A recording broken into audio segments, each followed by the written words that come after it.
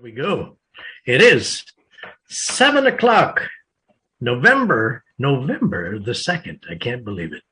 This is the Clayton City Council meeting. We're going to call it to order, and we are going to go to our roll call. Janet is here. So, Janet, you are present. Councilmember Diaz. And you can take the roll call. Okay. Councilmember Diaz. Here. Councilmember Selman. Here. Councilmember Juan. Here. Vice Mayor Cloven. I'm here. And Mayor Wolf. I'm here. And we are all present and accounted for, and we will now go to our meeting protocol video. Due to COVID-19, this meeting will be conducted as a Zoom webinar pursuant to the provisions of the AB 361, which suspends certain requirements of the Brown Act. This meeting is also being webcast on the City of Clayton's website. The mayor will call upon its council presenters, staff, and other speakers by name and ask that they speak clearly and state their names before giving comments or remarks. Persons participating via webcast and Zoom with their cameras enabled are reminded that their activities are visible to viewers. Members of the public participating by Zoom wishing to speak should use the raise hand feature or dial *9 and the mayor will call upon them at the appropriate time. Telephone attendees will be called upon by the last 4 digits of their phone number. It is requested that public speakers state their name, but providing such information is voluntary. Written public comments received by the Clayton City Clerk by 5 p.m. today will be entered into the record but will not be read out loud. If authors of the written correspondence would like to speak, they are free to do so and should raise their hand and the mayor will call upon them at the appropriate time. A roll call vote will be taken for all action items. The chat feature is not active. In order to get the full Zoom experience, please make sure your application is up to date. Thank you. And that last part's important because I just did that today. Okay. So now I see Jim has a new flag. So Jim, we will go to the Pledge of Allegiance. Councilmember Diaz will lead us, please. Thank you. I pledge allegiance to the flag of the United States of America and to the republic for which it stands, one nation, under God, indivisible, with liberty and justice for all. Thank you, Councilmember Diaz. Item number 4 is our consent calendar.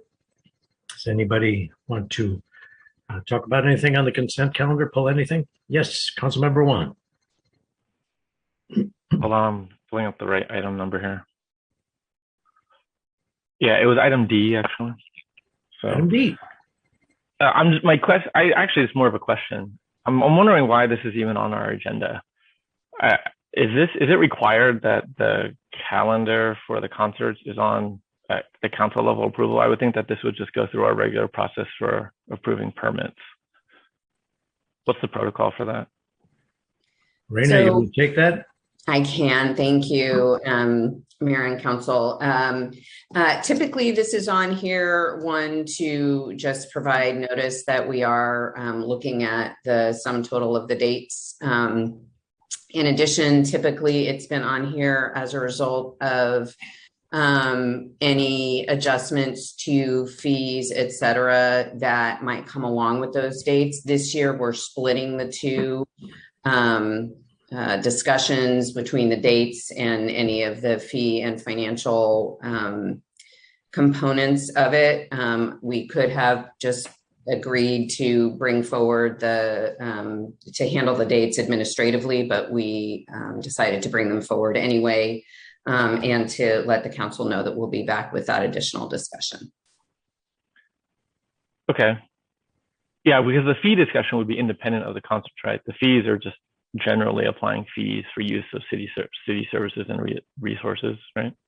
Or waiving fees for use of the park if, as a request. Plus, you had asked for a report about the overall concerts in the Grove and the relationship between the concerts in the Grove and the city and how we handle certain special events in the city, et cetera. So yeah, but that's independent of this one though, right? This is essentially asking for, or I don't even know what it's asking for.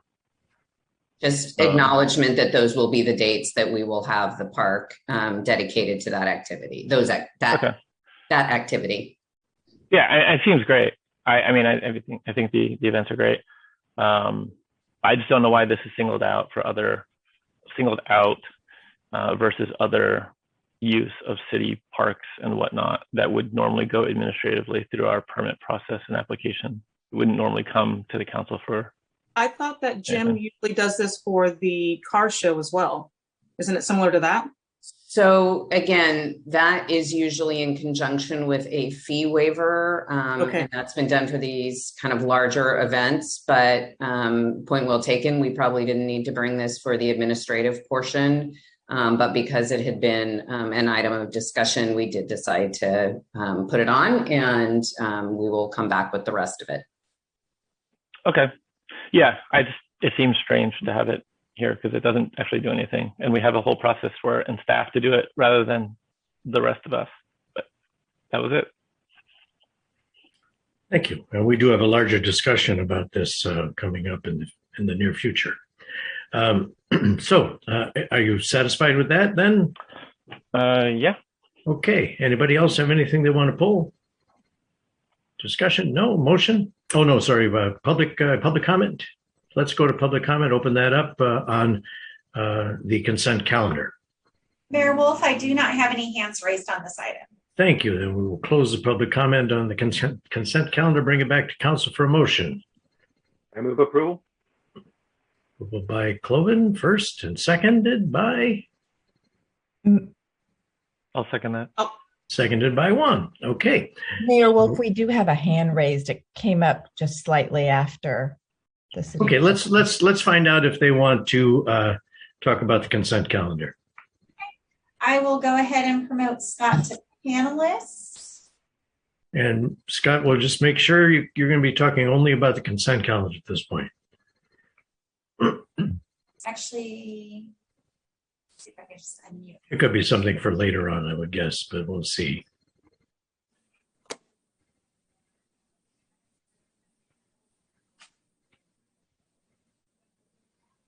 Scott, did you want to talk about the consent calendar? I have allowed him to speak, and I'll fix that, Janet. Okay. Okay. Scott? Hey guys, can you hear me? Yeah. Okay, sorry about that. I had accidentally raised my hand. It came on just when she was closing it out. I apologize, but continue. Sorry. Okay, so we'll go back to closing the public comment on the consent calendar, and we have a motion by Cloven, second by Juan. Janet, please call the vote. Councilmember Diaz, Yes. Councilmember Tillman, Aye. Councilmember Juan, Aye. Vice Mayor Cloven, Yes. Mayor Wolf. Yes. All right, that passes, and we'll move on now to item number 5, which is recognitions and presentations. And today we have our Do the Right Thing character trait of respect is our item A for the month of October. And we have some very well-deserving students that are going to receive today's award. And who do we have for Mount Diablo Elementary today?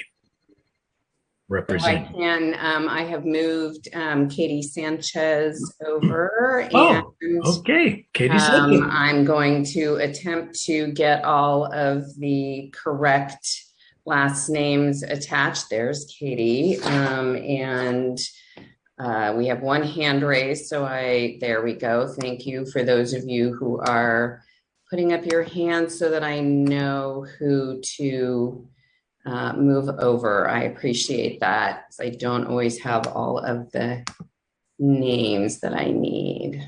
Of the future council members. Indeed. So we should have hopefully everybody for the 2 students from Mount Diablo Elementary. All right. And I see that Principal Sanchez has joined us today. Good to see your smiling face.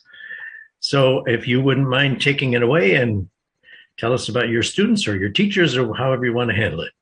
Fabulous. I think I will start because I see Miss Bailey sitting in the window, and Miss Catherine Erickson is her 5th grade teacher.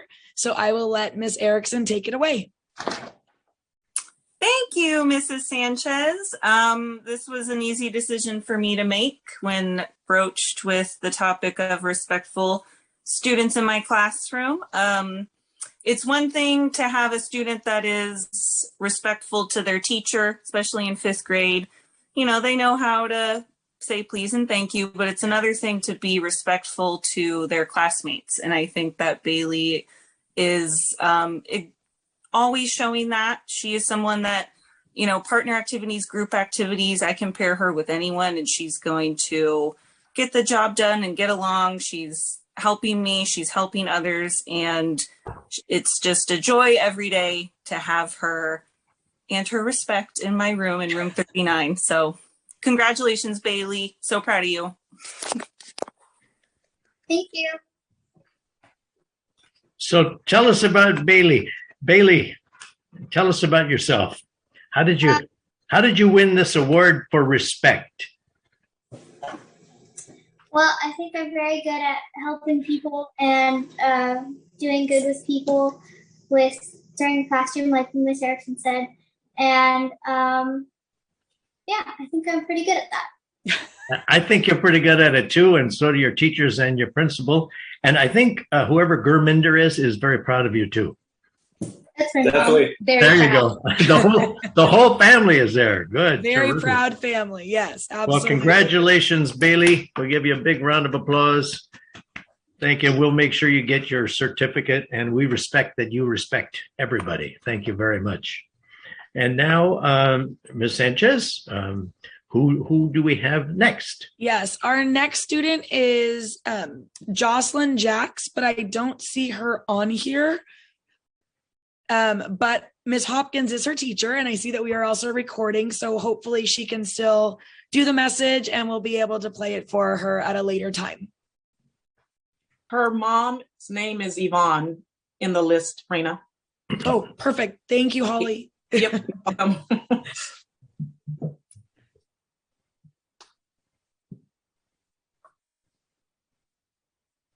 It looks like she's coming over.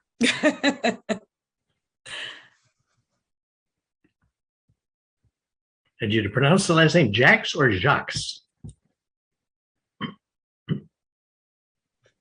Julie, do you want to talk to that? I see it as Jax, but Jax. Yes. Yeah. So Jocelyn is my 2nd grade student, one of my 2nd grade students, and she is just a model student. I would say that she's pretty much a pro at all of the character traits, but I felt like picking her for respect was particularly a good one. She came to 2nd grade ready, willing, and eager. She's very quiet, yet she's respected by all of her classmates. She's a very respected leader. And she encourages other students to join in all the time, no matter if it's join into playing at a game during recess like Foursquare, or joining into their group when they're learning in class. And she gives and she earns respect from everybody. So she is more than willing to help anyone. And Jocelyn is just a delightful young student, and I am so happy to be her teacher this year. Well, thank you, Ms. Hopkins. So Jocelyn, you're happy to teach everybody anything you can teach them, right? Yes, you're on mute, but maybe you could teach me how to play Foursquare. She's probably a champion. I'll get wiped out. Well, congratulations, Jocelyn. And who's that sitting next to you? Is that Yvonne? You're on mute. We can't hear you, but congratulations. We give you a big round of applause, and we'll make sure that you get your certificate as well. And congratulations on being a champion of respect. And thank you to Ms. Sanchez and our teachers from Mount Diablo Elementary. It was good to see you. And we can't wait till next time. Next time we have kindness for our next one. So thank you. All right. Moving on now to Mr. Fong, is Mr. Fong here today from the middle school? Hello, Mr. Fong. Welcome to the City Council meeting again. Good to see you. And you have disappeared. Where'd you go? I'm right here. Oh, there you go. Okay, good. All right. So take it away and tell us about your students from the middle school. All right. So I don't see them yet, so they must still be in the waiting room. Oh, there's Jeff. Love them. Yep. Jeff is sitting in. Okay, so I have two fabulous students, both extremely well deserving. Is that one of them right there? Stella, is that you, Stella? Hi. All right, great. Okay, so I'll start with Stella since I see her down there on the tile here. So Stella, this is what her teacher wrote. She defines responsibility. She not only gets everything completed on time, but she strives to always turn in her best work. If she is unsure if she was on the right track or not, she asks. Prior to tests, she will come in to get a textbook so that she can study during her lunch period, even though the teacher said she's positive that she has studied the night before at length. Stella is a role model for all when it comes to responsibility. And on a side note, I will say that Stella is one of our office TAs, and she is like having another secretary. We actually have been short-staffed and haven't had a secretary for a couple weeks, but Stella is like having another secretary in the office. She does everything she needs to do. She doesn't wait to be told to do things. She just gets things done. So she's an incredible person. If she was a little older, I would just hire her outright. So that's Stella. Congratulations, Stella. Where is Stella? I think she's down there. Oh, there you are. Okay, I'm sorry. I didn't see you. It's kind of dark there. You need to have some lights there. We can barely see you. Well, congratulations, Stella. And thank you for being a respectful person, and we really appreciate it. And we'll make sure that we, first of all, give you a round of applause, and secondly, that we get your certificate to you. Thank you. Thank you very much. Thank you. All right. And who else do we have? And we have Jacob John Doerr, who is right there with his parents. Why do I know that last name? You know why, Mayor? I'm going to tell you why. Because his sister was equally awarded a Do the Right Thing award just last year. So that's what I thought. That's what the whole family is coming. Are there more behind you? No, they need to have more. I've been trying to tell, Miss John Doerr that, maybe a couple more kids or whatever, but, anyways. Wow. But she has great kids, which is a reflection of great parenting. But tonight we're going to talk about Jacob, and that's why so I'm going to read because I have a couple things from different teachers. So first, he continues to be a role model for respect through his unwavering politeness, which he demonstrates through his patience and willingness to help others, his active listening during instruction, and his ability to respectfully take in differing viewpoints from his peers.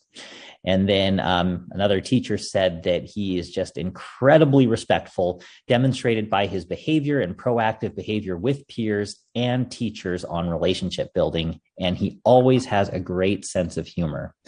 And I can just say that Jacob's a joy to have on campus. He's, even when people are masked, you can tell when they're smiling. And so he's just, one of those kids that, lights up the room and it's just once again, a joy to have on campus. And he likes to make other people smile. And so that's one of his better traits, but always respectful. And we enjoy having him.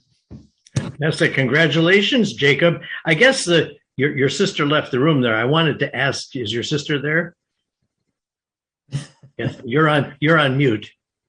Hi, Corinne. Hello, Corinne. So Corinne, you got to tell me, is Jacob respectful as a brother to you? Yeah. Oh, that's the biggest thumbs up that you can get, Jacob, right there. The sister loves you. That's fantastic. There you go. We appreciate you too, and congratulations to you, and round of applause, and we'll make sure that you get your certificate too. So thank you. Thank you, Jacob and Stella and Jocelyn and Bailey. The gendarmes are prominent members of Windmill Canyon, which are in my neighborhood, but they may have moved recently. I'll give Jeff a find out what the latest is. Thank you. I just want to say thank you to the council and to Principal Fong and everything for the recognition and taking time out of your busy schedule running the city to reach out and to recognize the students. It's very, very nice. So thank you. Thank you. And these students are very important to us and as future council members. So thank you. There you go. Thank you all. You got my vote. Thank you, Principal Fong and Principal Sanchez and all the kids tonight. Thank you and congratulations. All right. Take care. Thank you, Mayor. All right. Thank you. And now we have some other things to do here. We have item B, which is a proclamation for Shelter in Place Education Day, which I'll read. Declaring November 3rd as Virtual Shelter in Place Education Day. Whereas public and private schools and child care centers throughout Contra Costa County will be participating tomorrow, November 3rd, in the Virtual Shelter in Place Drill. And whereas Contra Costa Community Awareness Emergency Response Group, otherwise known as CAER, is sponsoring the 20th annual Shelter in Place Drill and assisting schools and child care centers with their emergency preparedness. And whereas emergency response agencies, including fire, sheriff, health officials, and all recommend shelter in place as the immediate action to take in case of a hazardous release. Whereas the County Office of Education has endorsed the virtual shelter in place drill and encouraged all sites to participate. Now, therefore, I, Carl Wolf, Mayor, on behalf of the Clayton City Council, do hereby proclaim November 3rd, 2021 as Shelter in Place Education Day and encourages participation in the Contra Costa CAER Group's public education efforts. So there we go. And the next we have a proclamation declaring November as Native American Heritage Month in Clayton.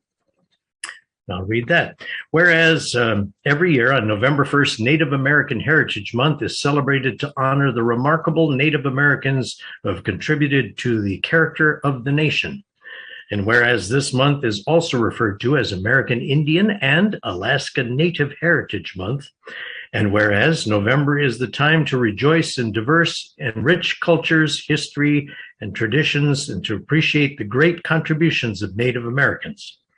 And whereas Native Americans are not a single nation, but include a variety of cultures, nations, and languages. And whereas there are many contributions made by the Native Americans, such as discovery of edible plants, which are widely eaten by people around the world. And they were the first people to raise turkeys, guinea pigs, and honeybees. Now, therefore, I, Carl Wolf, Mayor, and on behalf of the entire Clayton City Council, proclaim November as Native American Heritage Month in Clayton, California, and I call this observance to the attention of all of our citizens. So that wraps up our recognitions and presentations today. Going on to item number 6, which is our reports. And we'll start, as always, with our city manager and staff report. Great. Thank you, Mayor and Council. Just one announcement this evening. We will be putting out an announcement tomorrow that we have one opening on our Planning Commission for a term to serve from December through June of 2022. So we are going to encourage everyone to apply. Interviews will be held, are planned to be held November 30th. And we look forward to welcoming someone new to our Planning Commission at that time. What was the nature of the vacancy? We had a resignation, an unexpected resignation. And so we're looking to fill that as we move forward with projects and our housing element update. Oh, who left? That would be Commissioner Altwell. And he has moved on because he has other commitments now to the county sheriff's department, among other things. His Tuesdays would be taken up with that. And he wanted to make sure that he was able to vacate while we still had the opportunity as we move into our general plan and all the things that we have to do with housing. That we get somebody in there that he can really give their time. So So that vacancy is from his resignation. And is that your entire report, Rena? That's it. Thank you. All right. Thank you. All right. And Jeff, you want to, I'm sorry, I didn't mean to catch you in the middle of your drinking there. Do you want to jump in? Yeah, I guess we had a bunch of meetings with various folks with the consultants that we've engaged for the ongoing projects. That combined with emails and phone calls with folks. So that's about it. Thank you. Peter, how about you today? Yeah, I've had a lot of conversations with various constituents, getting them to understand what is coming up in the next year relative to the housing element and putting 570 houses someplace in Clayton, at least zoning for them or finding a space for zoning for them and what that means. So it's been interesting to watch their reactions and some of their suggestions, and I'm looking forward to that happening next year. Had great conversations with our city manager, as well as just looking forward to getting a Trails and Landscape Committee back going again, because we got some things we got to look at in the future. And that's the report, Mayor. All right, thank you. Jim? Thank you. Thank you. I too have had several meetings with the city manager and very informative. Back on the 25th of October, I attended District 4 workshop on redistricting of Contra Costa County. And it focused primarily on District 4 and the implications of, I think there was about 5 various maps that Karen Mitchoff had proposed from the staff of the county. And in all of them, I believe Clayton remained in District 4 in the various iterations of that. The interesting thing was that Morgan Territory, in at least 2 of the iterations, moved from District 3, where they currently reside, to District 4. And these are all proposals. Nothing is in concrete. They have a meeting on next Tuesday and then one following up to get ready as they finalize that. But the interesting ones that I thought there were a couple of proposals in these various maps. One was to move the naval weapons stations out of District 4 and over to District 5. All these are population based and I guess projections, but it created the biggest amount of concern, questions from the audience, as was the potentially of splitting Concord into 2 different districts, 4 and 5. And then, of course, the last thing that was sort of topical was the potential moving the airport out of District 4 and into District 5. I do want to comment about the fact that this meeting was held at the Pleasant Hill Community Center by county staff and led by Karen Mitchoff, our supervisor, which meant that it was a large gathering.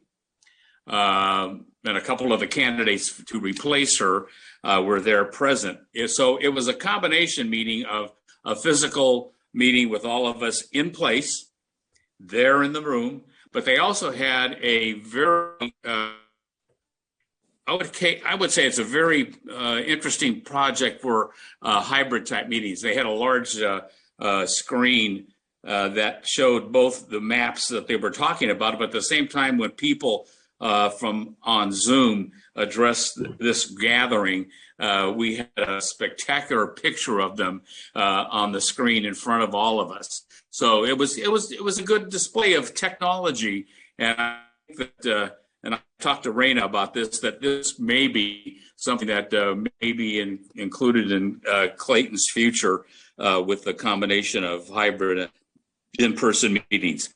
So that was very good, but it's still in process.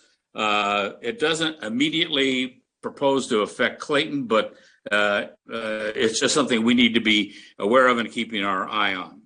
On the 28th, I attended first the East Bay Division meeting, which included a breakout session, which I got to meet some new city officials from San Ramon, over in Livermore, and that because as people may or may not know, that the league East Bay Division is both in Contra Costa and Alameda County. So we get a lot of dialogue on what's going on in those other parts of the Bay Area. Further, that evening we had the CBCA meeting, which was interesting, and saw and attended that as well. Finally, on the 31st of October, attended the trunk or treat over there behind next to the church office, and had a huge turnout. They had I didn't count the number of cars that had backed up with various sweets and things to hand out to the kids, but it was absolutely amazing. There was a lot of attendance. They had a lot of games, and it was a cool day. But our friends from the shaved ice truck were also there selling their wares. Pastor Sean Robinson was in full regalia and very happy to see the great turnout that was there for all that. That concludes my report. Thank you. Thank you, Councilmember Diaz. Okay, and Holly, did I miss you before? Yeah, Holly, sorry. No, it's fine. Okay, so I attended the community workshop that MIG held on the 20th. It was nice to hear from the 20 or so residents that participated, just to give their input on what they would like to see as far as how to develop the town. And I've been encouraging people as well to attend these sessions and learn more about it, because it's going to be very important in the next year and a half. And I would encourage you guys to do the same to people that you guys are talking to. I think the more people that are engaged in this process, the better off all of us will be, so that they can't be complaining about it later. On the 27th, I attended the school board meeting. That was interesting. There's a lot of issues that are going on with the teachers and their contract. They've been without one now for 5 years. And so as serving as the district liaison, I try to attend as many of those as I can, and speak to our local teachers who work for the district, just to hear what some of the issues are. So I'm trying to stay on top of that. On the 28th, I attended 3 different meetings that night. I attended the anti-bias, anti-racist subcommittee as we're forming for the district. That's still a work in progress. They started forming last spring, and we just now started meeting again this year. That's input from parents, students, teachers, staff, everybody within the district, just trying to figure out how they want to stand up this committee. And they're taking input from everybody. So if you have a child that's in the district and you want to give input, I encourage you to join. And it could be good or bad, just topics to share on what you've experienced while you've been here in the district. The Cal Cities meeting, I was briefly on that, long enough to hear presentations about the ports and CTA, and then to see something called GoMentum, which is like a personal microtransit that they're proposing to have. I had to leave from that one and jump off because I wanted to attend the CPC general meeting. And that one, I had a lot of notes that I wanted to share with the community, just so that they know what's coming up. They're going to have, if people are interested that are listening in, they need to adopt families, or they would like to. So if you have families that you've done that for in the past and you're interested, they're looking to adopt several families. They're also trying to get donations for Meals on Wheels, in particular towels or washcloths, kitchen towels. A lot of this will help out the VA hospital as well. That's another opportunity. They're looking for sweatshirts and sweatpants, hoodies, things that are in size 2X for the veterans. They are also going to have a Veterans Day ceremony on November 11th at 11 a.m. in Todos Santos Plaza, that they ask for people to know about. And to bring a chair, because it'll be out in the park. It should last, I think they said, about an hour or so. And there'll be the Concord High singers will be there, and then mayors from the different surrounding. I don't know if you're going to be attending Mayor Wolf or not, but they said mayors were attending that as well. Yeah. What else can I share from that?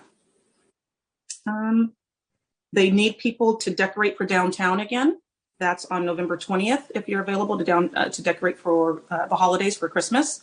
That was fun last year, going down and doing that. So if you have spare time on November 20th and can meet downtown between, I think they start out down there after 8 o'clock. I'll try to find out more information before our next meeting. It'd be nice if you can lend a hand and bring your tools with you so that you can cut stuff and tie stuff up and help out. And then as Jim mentioned, on the 31st, at the beginning of the meeting, I think I said that I hadn't smiled in about 2.5 hours in a long time. But it was fun to see all the children down there trunk or treating rather. And there was space for 10 cars. I was one of them. But I think we ended up squeezing in an extra because someone else decided they wanted to come down as well. So there were 11 of us out there handing out candy to the kids as they came around. There was space painting, arts and crafts, all types of things for them to do. And it was fun. It was a nice collaboration between the CBCA and the Clayton Community Church. And I've seen the emails that I've been on all day long since Monday with everybody thanking all the participants, people who donated candy and spent their time down there. And everyone's hoping that it will become an annual event. And that is the end of my report, other than spending lovely time with our city manager, a couple of meetings just to get updated on some stuff. Thanks. Okay, thank you, Holly. And I second that. I hope that this heyday trunk or treat celebration becomes a new tradition in Clayton. It was a very well attended, and everybody seemed to have a wonderful time, and the pictures look great. And I'm just thrilled that everybody got together, and this was put on by a myriad of volunteers from both CBCA and the church as a partnership. So that was a new and interesting way to do things in town. So fantastic. And as my report, met, of course, with several times with our city manager. So she's been very busy meeting with all of us. We got a note from a citizen a while back with regard to the red curb situation outside of the parking lot at CVS and in town. And the sight lines were just too difficult to get out of the parking lot, get onto the street, and near accidents all the time. So we had our city manager take a look at that. And sure enough, some of those, what were red curbs, were actually painted over white by who knows how and when. So we are going to repaint them red so that we get better sight lines coming out of the CVS parking lot, right in front of the fire station. So we appreciate the citizen that brought that to our attention. I attended the East Contra Costa Habitat Conservancy meeting, and also, of course, the housing element workshop. I looked in on that as well. And I've been touting that people get involved in that as much as possible when these things came up. In fact, I spoke at the CBCA meeting and gave the city report and asked them to please get involved as much as possible, get the word out there that everybody needs to know what is happening with regard to our housing element and give their opinions. And it's very important that the citizens get involved. Of course, I did the regular email and voicemail, and attended the mayor's conference of the National League of Cities. We talked about the nation's infrastructure. That was very interesting. Had some technical difficulties there, and they wound up having to shift it over to a video after. But nevertheless, interesting to hear mayors from around the country talk about what's happening with infrastructure in their city. And then the other thing is, as we touched on earlier, is the resignation of Commissioner Altwall from the Planning Commission. Personally, I worked with Bassam for a couple of years before moving up to the city council, and he was very knowledgeable and always did the right thing for Clayton when it came to his role as a commissioner. And his knowledge and expertise as an architect and as a long-term planning commissioner will definitely be missed. And I'm going to be very sad to see him go. But the main thing is that we get people over the next couple of weeks to step up because we have a lot of things to do at the planning commission level and the city level. And so we are going to be looking for those people to step up and become a planning commissioner. We'd like to get this done, hopefully by the end of this month. So if you know people out there that might want to become a planning commissioner, please let us know. And I know that Raina's going to be putting out a note. Did you say tomorrow? Tomorrow. And so we'll be able to share that amongst ourselves and on social media and get it out there. So thank you, Bassam, for all you have done for the city of Clayton. Oh, I had 3 minutes there, Janet says. Okay, good. So that is my report for now. And we'll move on to item number 7, public comment on non-agenda items. You'll have 3 minutes to talk about things that are not on the agenda. And so, Janet, we will open that up now. And do we have any hands raised? Mayor Wolf, I do not have any hands. Oh, I have a hand that just went up. It's not Scott again, is it? It is. So Okay. Scott, as I promote you to panelist, if you can please unmute your microphone, you'll have 3 minutes to speak. Okay, let's see if he really wants to speak. Hold on.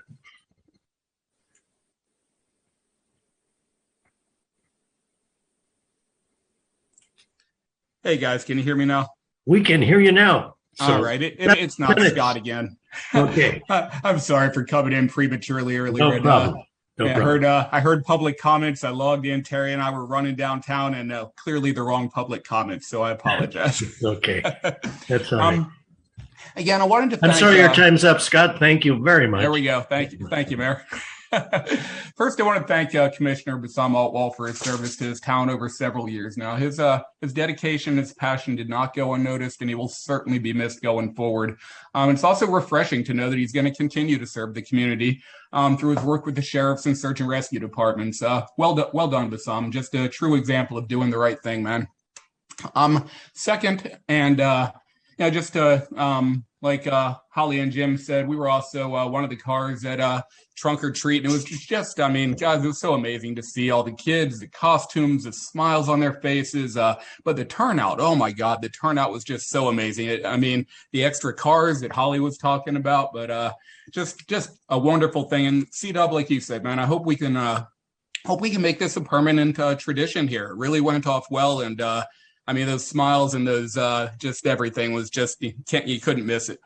Now, my real point tonight, or my main point tonight, is I just have a couple of questions. You guys probably know a lot more about this process than me.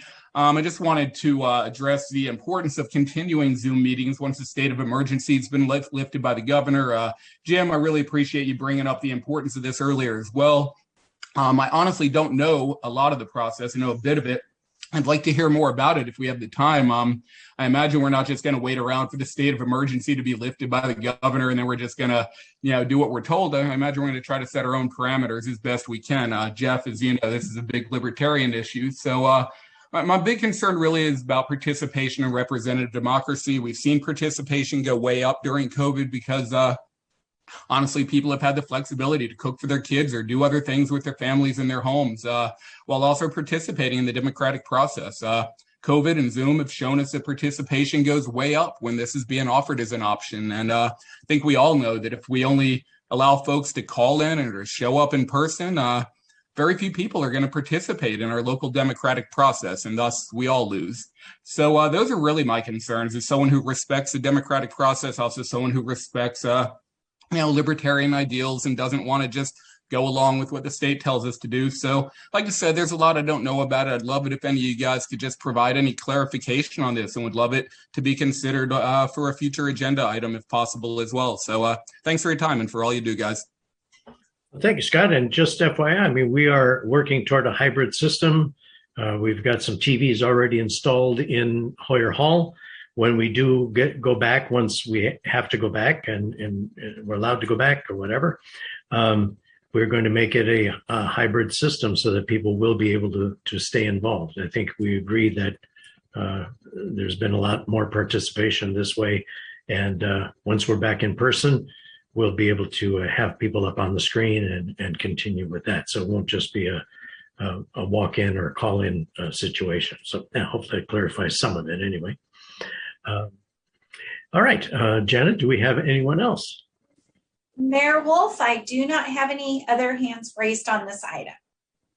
Okay, all right, then we will close the public comment and move on. Moving on to item number 8, which is public hearings. We have none.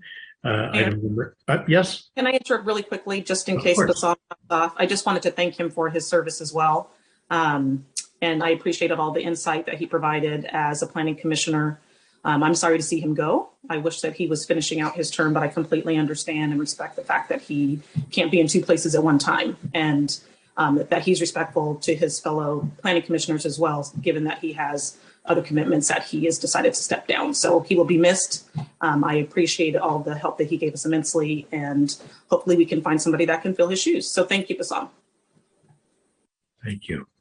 Okay. And so now item number 9, action items tonight. Item A, presentation, discussion, direction to staff regarding the use of the ARPA funds. And we'll turn this over to the city manager.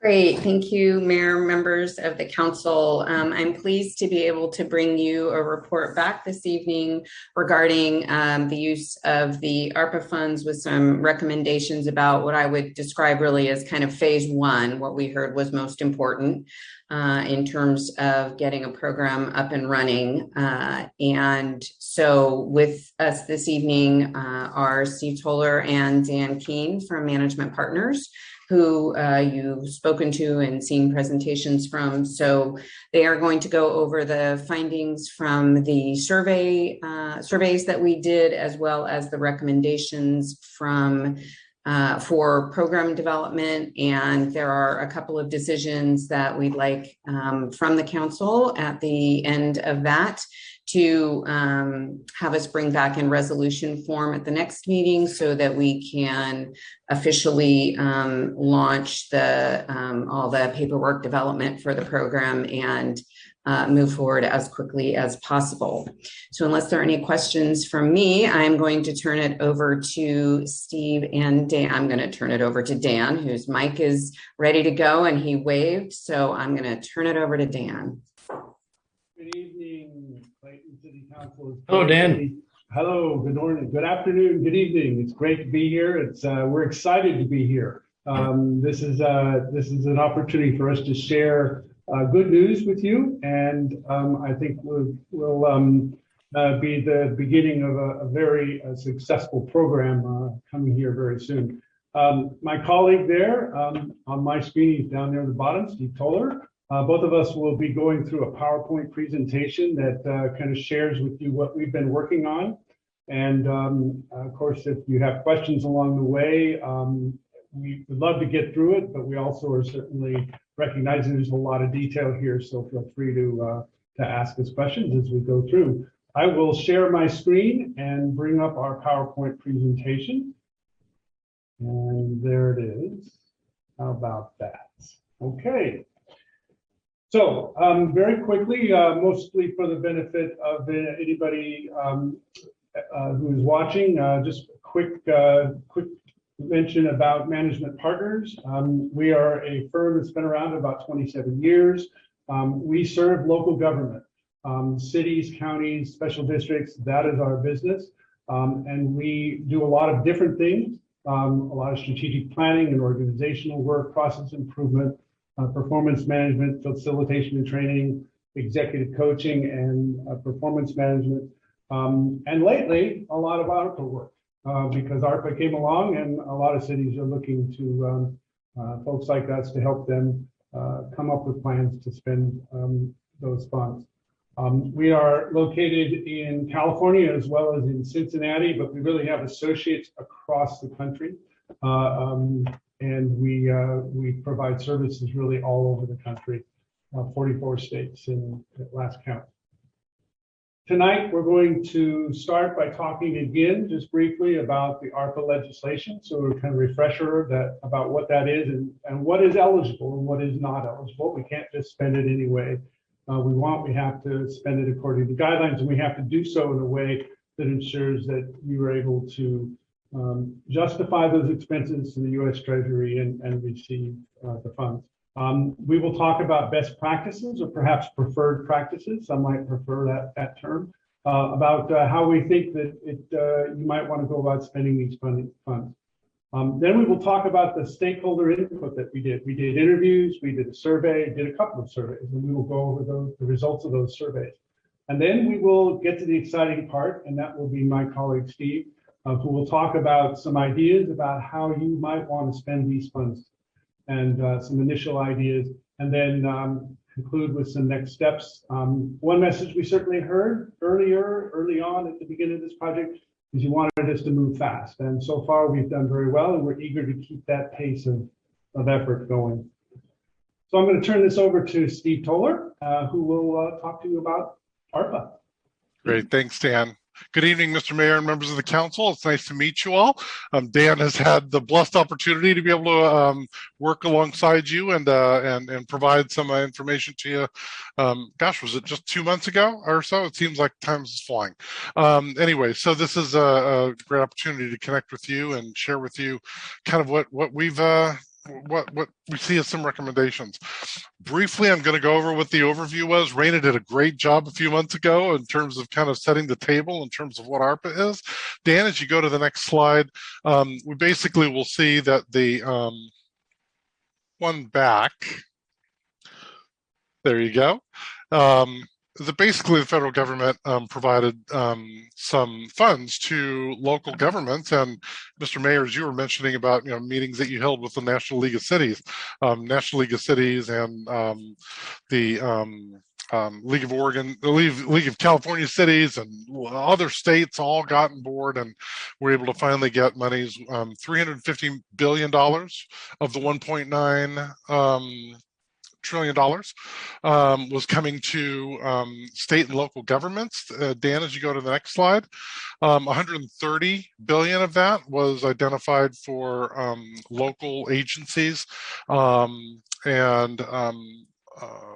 is identified as a non-entitlement unit city, and so therefore there was a portion of that. All the monies were basically provided by and large pretty much based on population.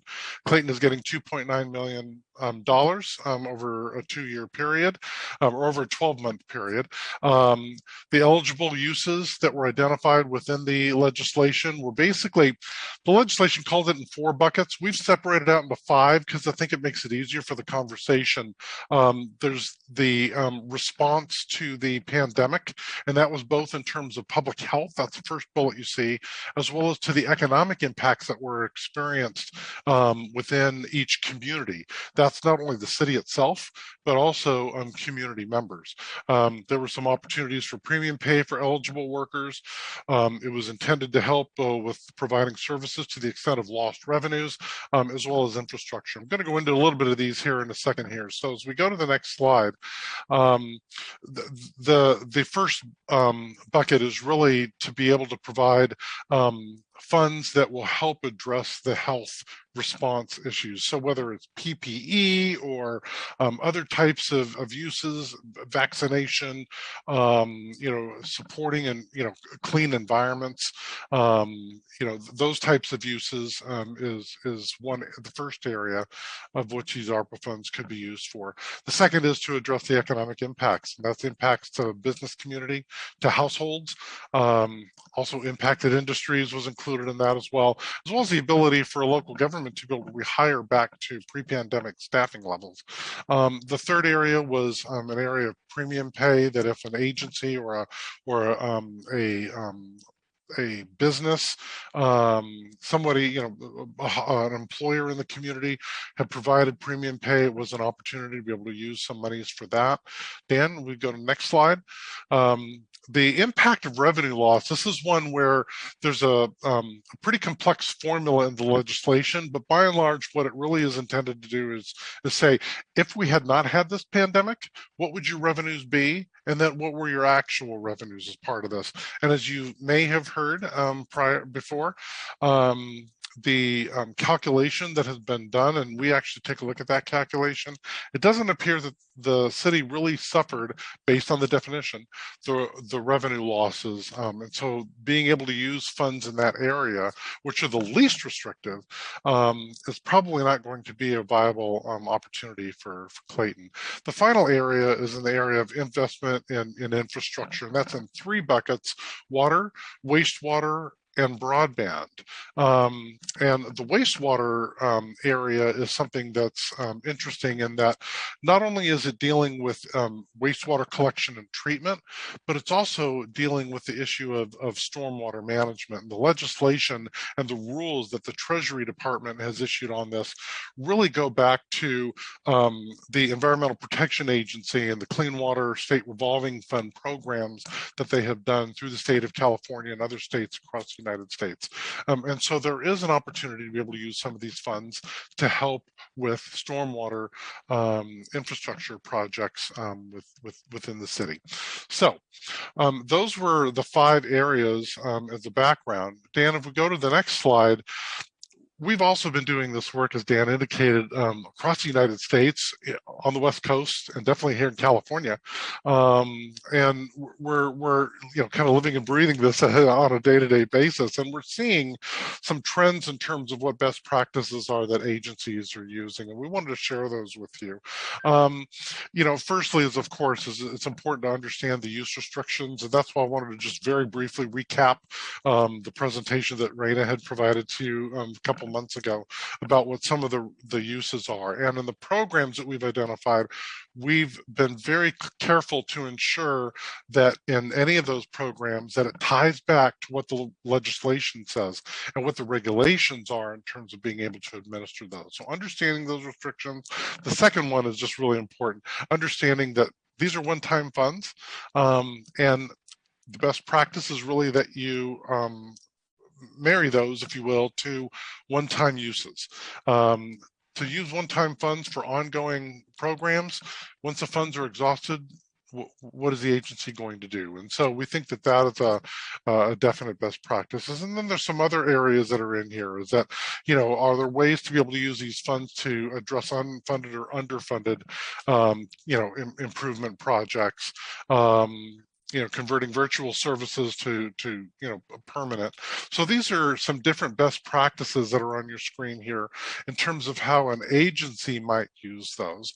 As we go to the next slide, though, we think about this though in terms of guiding principles of really looking at your priority areas of not only long-term financial sustainability, but how do you promote quality of life in the community and good governance.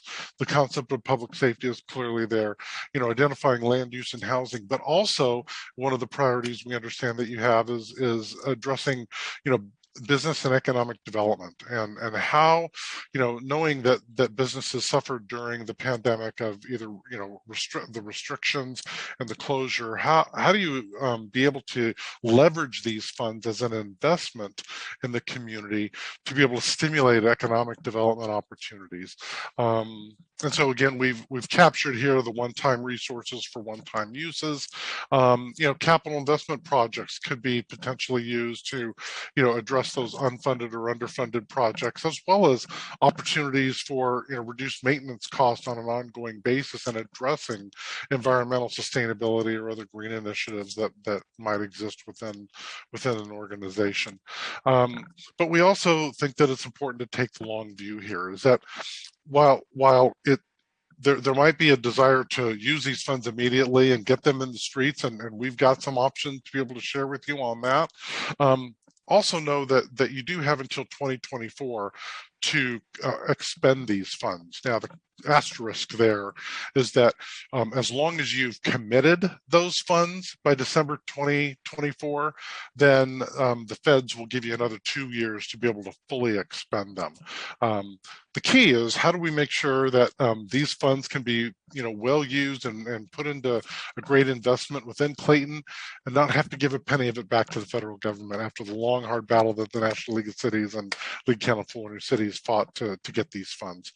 So let me go to the next slide, and I'm going to turn over to Dan, and he's going to share with you the input that he got from you and the stakeholders, and then what the results of the survey were that we did, surveys were that we did with the community as well as the business community specifically. Dan? Thanks, Steve. So as he's represented here, we did a lot of input.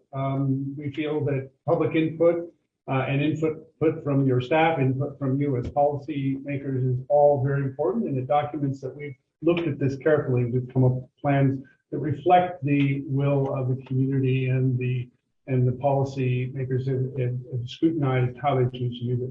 So the interviews included all of you as city council members, and I actually did those. And then we also had some staff members who were interviewed. And then we did 2 surveys, one that was targeted to the business community and one that was targeted to the community at large. And what we were really looking to test was, how did COVID-19 impact individuals and businesses. How did it impact your city as an organization, as an organization providing public service? And what needs were created as a result of COVID-19? And perhaps suggestions about what the city could do to mitigate, to the extent possible, the hardest hit community aspects of the community. As Steve has mentioned, and as I know your city manager has told you previously, the city really suffered little revenue loss, and yet there were definitely impacts in your community. But as to the city's revenue base, it looks as if you did not really suffer much due to the pandemic. There is strong desire in the community, particularly the business community, to have the city use these funds to address the economic impacts that it had on the business community. And it was pretty clear across the board that it was the smallest locally owned businesses that suffered the greatest impact, particularly those that were engaged in personal services, barbers and hair salons and nail shops, and businesses that had no choice but to completely shut down. But also some of your restaurants really suffered. They really had lost patrons. They didn't have seating. They had those that some could pivot, but many could not effectively, not completely. Several of you mentioned, and we heard that there were a lot of complaints about the maintenance in the community, landscape maintenance in particular, but also infrastructure maintenance in general, because that was delayed. And there are perhaps opportunities to take a look at your economic development in your downtown area as a result of how they adjusted to the pandemic. Perhaps it brings up some ideas that people hadn't thought about before. So the community survey was, both of these surveys were actually done for the same period of time. We did them for 10 days, from September 24th to October 4th. We distributed the community survey via the website and through social media. And the business survey was also through email, so it was more targeted to your businesses that we know about, your website, social media, and also flyers in downtown. We had 150 respondents that completed the survey, the community survey, and we had 27 people that responded on the business side. So I'll talk first about the business survey. And these are the high-level results of that, obviously.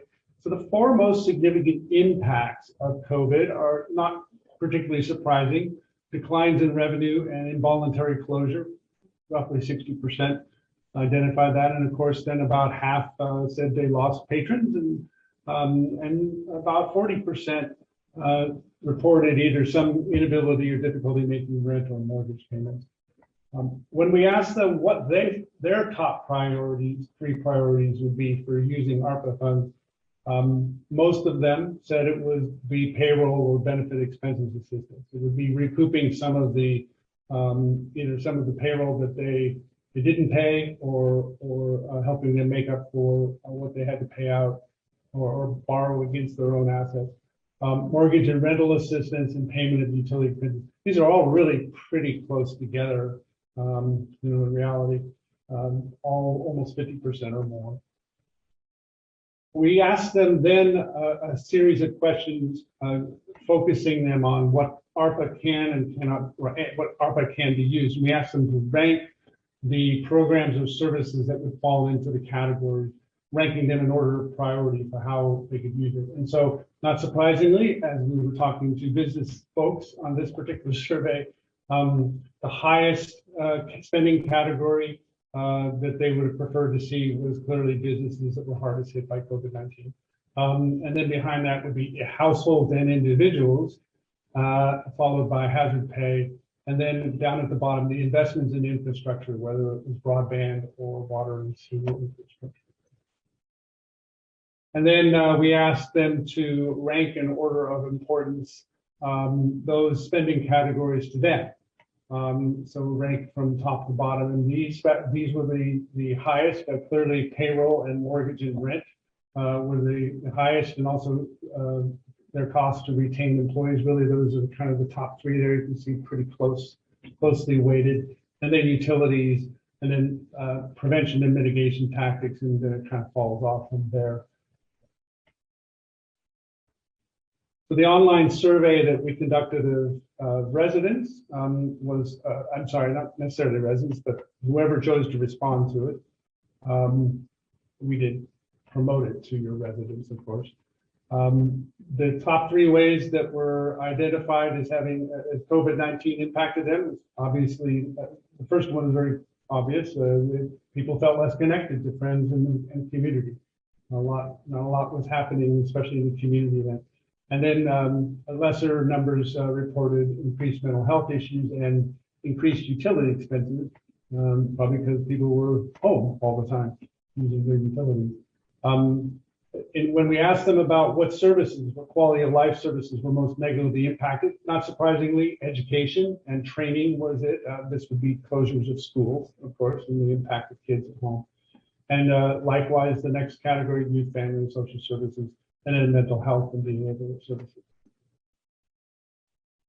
When we asked this group, the community group, what did you think the areas of greatest need in the community would be? Again, education was right near the top, but it's interesting that education, public safety, really pretty much the same in terms of the weighted average. And all of these are fairly close together: food, water, and of course, internet access to stay connected to the rest of the world.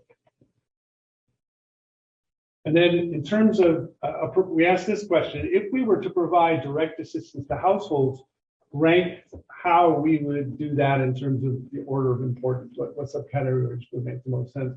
At the top of that list was rent, mortgage, and utility assistance, followed by just straight cash assistance. They're all fairly closely weighted. But also emergency assistance is not much far behind, and job training. So they're all pretty close together. A lot of support across the whole group for all 5 of these.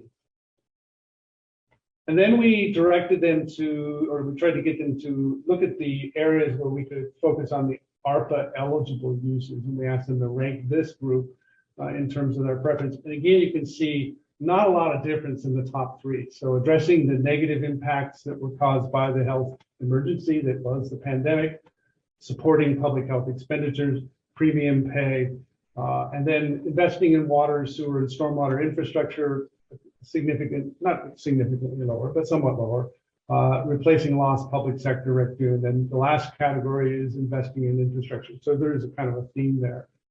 And then we asked them about some possibilities for how the city might invest these funds, and asked them to weight those in terms of first to last. And assistance to households and persons who were negatively impacted was at the top. Closely, virtually right behind it was assistance to small business and assistance to unemployed workers. So again, pretty much the same weighted average for these 3 categories. And the bottom would be simply improving communications about programs. So to summarize the survey results, small businesses were clearly impacted by the pandemic. And that was not just the loss of people, but also the revenue loss and the need to continue making mortgage or rent payments. For the community at large, it was really about feeling disconnected and losing a sense of community, and particularly for working families, having to address how they were going to continue to have their children educated and then work as well. And the commonalities that we saw between these two is clearly the folks who responded in the survey want you to prioritize spending these funds on those who suffered the most economic impact. And there seems to be support, strong support, for some form of economic assistance to both small businesses and individuals who were economically impacted by that. So with that introduction to the feedback, I'm going to now turn it back to Steve, who's going to tell you about the programs that we are proposing that you consider to spend these funds. Steve? This is the fun part, right? Yeah. Right. Okay. Yeah. You get the fun stuff. So how do we use these funds to as a great investment? We've been trying to avoid the word use, but rather as look these are one-time, opportunities here to be able to really help as a result of this pandemic. And what's the best way to invest these funds in the community? So Dan, if we go to the next slide, the reminder, $2.9 million. What are some of the best ways to invest those funds? We see three really potential categories for use with respect to the public health emergency response, responding to those economic impacts that were experienced by individuals as well as the business community, and then for infrastructure as it relates to some stormwater projects. We think that the two inapplicable categories are really the revenue loss piece, as we talked about, and as we looked at the revenue calculations, you didn't really experience those revenue losses, so that's not going to be an option for the city, as well as then, no premium pay has been provided to any either city workers or any of your business community, so it just seems to be not applicable. Dan, next slide. So let's talk about this first category.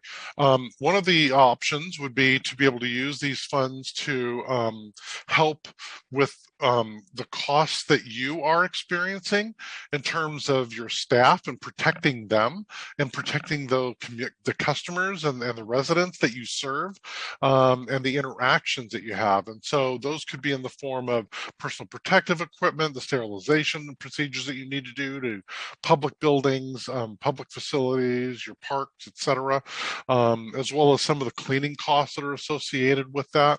And then finally, the costs that are associated for your employees and doing any testing that you might be requiring of your employees as you move forward, and the other decisions that you're making with respect to this, the vaccination and those that are unvaccinated, and how do you protect not only them but also those that they interface with. So that's that first area.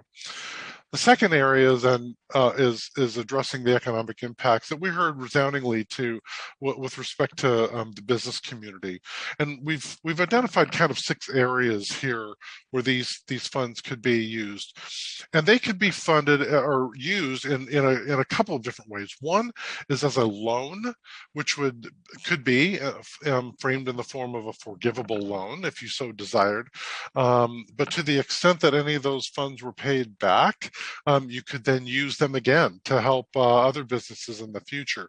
The legislation requires that you can use them as either grants or loans, and seeding loan funds, revolving loan funds, if you will. And that's an opportunity that, if you ended up having some type of a payback period for those that just needed some temporary assistance, some tranche financing, if you will, to get through tough times, that those monies could be coming back. So that's why we're using the term loans or one-time grants. And that could be for small businesses that were negatively impacted by the pandemic, an opportunity to be able to help some of those businesses, as we saw in some of the comments that we got in the survey, to help them pivot their business to have more of an online presence, and online sales or service delivery. Now, I know it's hard to have your nails done online, I get that, but there are some opportunities, we think, for some businesses to be able to do some of that pivot, and the city could use these funds to help them with that. A coaching program to help them either expand their business, to improve their service delivery and the sales that they have, and not only to those that live in Clayton and work in Clayton, but also through the other communities, to bring dollars in to the community, right? In terms of growing those businesses. For nonprofit organizations, there's the opportunity to use some of these funds as seed monies to assist them with grant writing programs to help them recover from the pandemic period. There's also the opportunity that the city could use to help streamline some of your development processes. I know you had a little conversation earlier about the Planning Commission and the importance that they're playing in terms of Clayton's continued development. There might be opportunities to be able to streamline some of those processes to focused really on the small businesses to help them be able to get through the entitlement or get through the building permit process quicker and get open for business faster, as well as then updating your town center specific plan that you have and various elements. The funds can be used for that because they are an investment in growing economic development and recovering from the economic impacts. Dan, next slide. The area of infrastructure, as we looked at your prior year's budget as well as the current year budget that you have, we noticed that in your long range CIP plan, you had some projects that could be ARPA eligible, as we like to call them. Can you pause for a second? Yeah. That was a lot of information on one slide. I know, it's drinking from a fire hose. Yeah. Can you explain further how updating one of our plans, either the town center specific plan or I think elsewhere in the deck, you talk about the housing element. How does that fall into an eligible category? Which one does that fall under specifically? Because it seems to be a little bit not perfectly aligned. It does fit into the responding to the economic impacts in the community. And what the Treasury and what the feds were trying to do, what Congress was trying to do, was how can we provide these monies to be able to recover economically from this pandemic? And one of the options that are available that National League of Cities really fought hard for is let us use these monies as an investment to help recover from and grow our communities for the future. And Congress really bought into that. Everybody bought into that. Well, those that voted for the legislation, and it was approved. And that's why those types of uses of a city being able to use them for their specific plans that would help with providing economic development opportunities in the community. That's why those are eligible under the legislation. Does that answer your question? Not really. On the deck, there's 5 pillars that you have. I think this is falling into the second one, address economic impact to business, right? That's right. Okay, so I guess I just trust that that's part of it. It doesn't sound like it falls into one of the 4 bullets that's there, but okay, yeah, I'll go with that. It does. Yep, sure. Moving on. In the infrastructure investment, so these would be, as I mentioned earlier, there's 3 areas in the infrastructure piece. There's water, wastewater, and broadband, right? In your wastewater area, it includes stormwater management. And so various projects that you had in your prior long-range CIP plan that were either unfunded, or actually they were all unfunded, and in most cases they were not scheduled because of that unfunding, included such things as debris and catch basin and slope repair projects. There was a creek revitalization project of which a portion of that could likely be identified as a way of being able to deal with runoff and how that impacts then the water systems ultimately. And so that's a viable project under the legislation, as well as other stormwater management projects that you may have in your current CIP plan or in your operating costs would be eligible projects there. Again, here's another example, as Councilmember One you're saying, is the downtown economic development projects. In your 5-year CIP plan last year, you had a project in there to be able to utilize some of that land that the city took over back in 2012-13 timeframe, I believe. And so because of that, these funds can be used for economic development in the community, this would be a viable infrastructure investment opportunity for the city. So that's the infrastructure investment area. Dan, we'll go to the next slide then.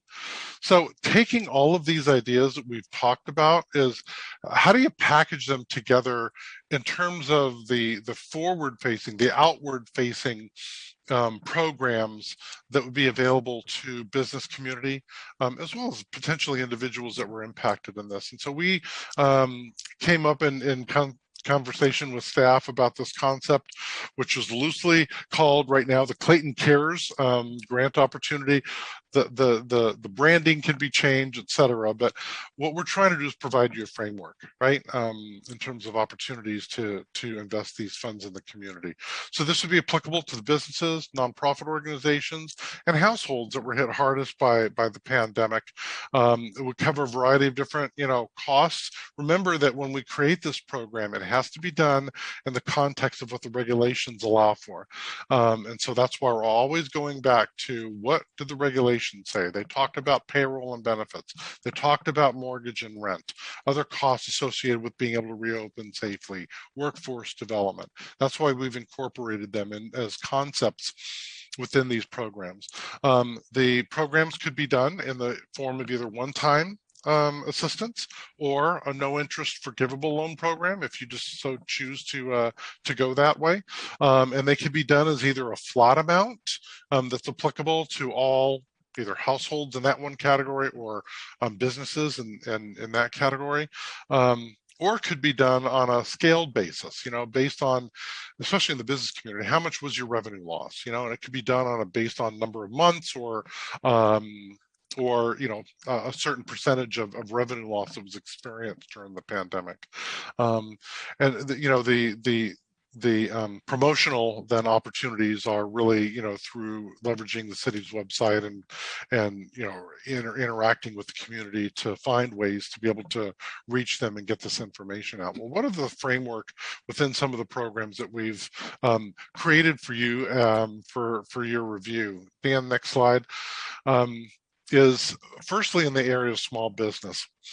We heard loud and clear from the survey as well as conversations with you and staff that it was the smaller businesses that were impacted. It wasn't the large ones, the large chain stores or supermarkets, et cetera, that were impacted. And so we went to the United States Small Business Administration in terms of identifying what a small business would be. So you have a standard, right? It's important to create some standards in terms of how these funds are being provided to others. So we use their standards, which was $2.5 million of annual revenues, more than $1,000. In other words, it's not just a hobby. It's something a little bit more than a hobby. And this would also apply then to nonprofits if you so choose to provide them and include them in this definition as well. Dan, next slide. They would have to be a business or a nonprofit organization that has a physical address in Clayton, and they would then need to ultimately provide documentation. What we've provided here is what we see as best practice with what other agencies are requiring, either federal tax returns to substantiate revenue loss. They should have a business license if they're required to have one in the community, right? This is your opportunity to make sure that they're properly licensed. And then they would have to provide some type of attestation that they suffered some adverse economic impact that would be in line with what the regulation says. Go ahead, Dan. It's all right to go to the next slide. And again, the awards could be granted either in a flat dollar amount or scaled based on revenue loss. A business that may have annual receipts of like, $10,000 may not need as much assistance as one that, has $2 million in gross receipts, like a large restaurant, for example. And so you could do this on a flat basis.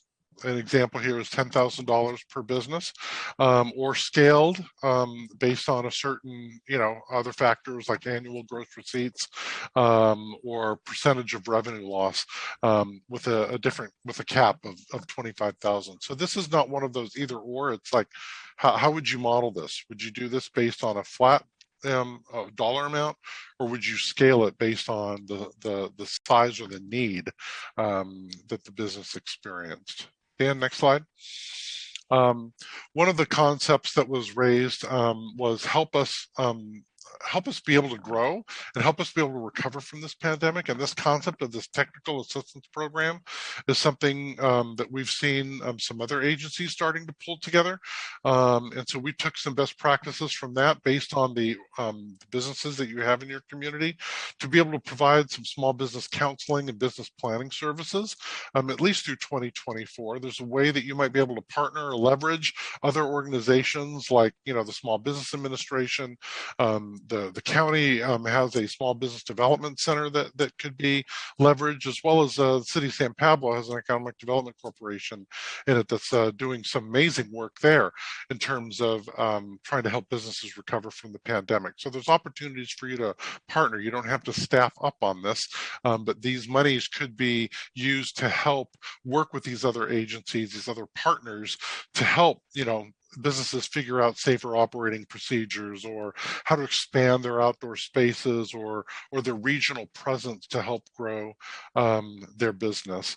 And this would, could be available potentially to any small business in Clayton, as well as assistance with them helping to in streamlining the city's approval process, giving them the tools that they need to be able to go through that process well. So Dan, next slide. Then we looked at, okay, what about households? We heard from some community members that there was some concern about, rent or mortgage was difficult to cover during the pandemic, and they're still trying to recover from that. And so, an opportunity here could be to provide some type of assistance to a household. We were identifying a program that would have, about $2,000 per household, and it could be done in one of a couple of different ways. One would be for those that were either, low or reduced income. We know that your median income in your community is a little higher than the average in the state. That said, there are still, based on the 2020 census results, there are still those that are making about 50% or lower than the median household income in the area. And so this could be an opportunity to provide some assistance to them, because they're likely the ones that are hurting a little bit more than some of the others. And that could be done either, again, through that, or as a demonstration of decrease in income that they had as a result of the pandemic. The second area would be that anybody that might still be on a deferred mortgage or rent assistance program is to be able to provide some funds to them to be able to meet some of those needs. So there's a couple of different options that you have when it comes to households. Dan, next slide. And again, it's stipulating to what the legislation says of, they can be used basically however they would want to use them. It is expected that it would go towards those things that were in the legislation, like mortgage and rent assistance, or, household expenses, medical expenses, etc. And there would need to be some documentation required, that they have to prove their residency in Clayton, the proof of income or mortgage rent deferral, depending on which program or both that you decide to move forward with, as well as, again, another statement that they were they had an adverse impact within the pandemic. So Dan, next slide. So those are the skeleton, the framework, if you will, of the different programs that we've identified based on the input that we got from council, from staff, and the results of the survey from the community. It's important, though, to set some targets. I mean, these are not unlimited resources, right? We're limited to $2.9 million, and how best to allocate those funds. We've come up with, now when you look at the total numbers here, they total more than 2.9 million, we get that, but we wanted to provide you some ranges to think about in terms of what makes some may make sense, for the city's costs associated with the public health emergency. It's not $1 million. It's likely more in that neighborhood of anywhere from $0 to about 250,000 at the most, and depending on how long you want to be able to use those funds. But in the area of the small business program, I mean, if you take this number, let's go back to, Dan, don't go back to the slide, but if you go back to one of the examples we had of a program that would provide up to $25,000 on a scaled basis, if you had 40 businesses that took you up on it, that would be $1 million, right? But as part of that as well, there's, the technical assistance and coaching programs that are also included within that. So we think that, $1 million could the 2.9 could make some sense in terms of that category. Then there are opportunities to be able to use that for the streamlining services, which are a viable expense in accordance with the legislation, and then also providing,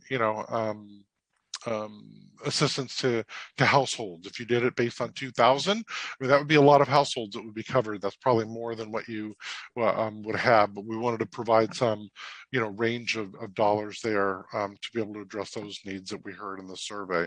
And then your infrastructure investments. I mean, you have well more than $2 million. You have probably close to about $4 or $5 million of unfunded projects that were in that 5-year CIP plan last year that could be viable in terms of the infrastructure investment category. So anyway, so what we did is we try to provide you some dollar ranges just for your consideration that will ultimately need to be, decided on how you want to handle that. Dan, next slide. We're pretty much here at the wrap up then. Let's just talk about some next steps. We're here to answer any questions you have about, the ARPA requirements, as well as, some of the programs or things that we've provided you, and also if you had any questions on the survey results. But we think it's important that council provide to staff policy direction in terms of what your thoughts are on how you would like to have these monies expended into the community and invested there.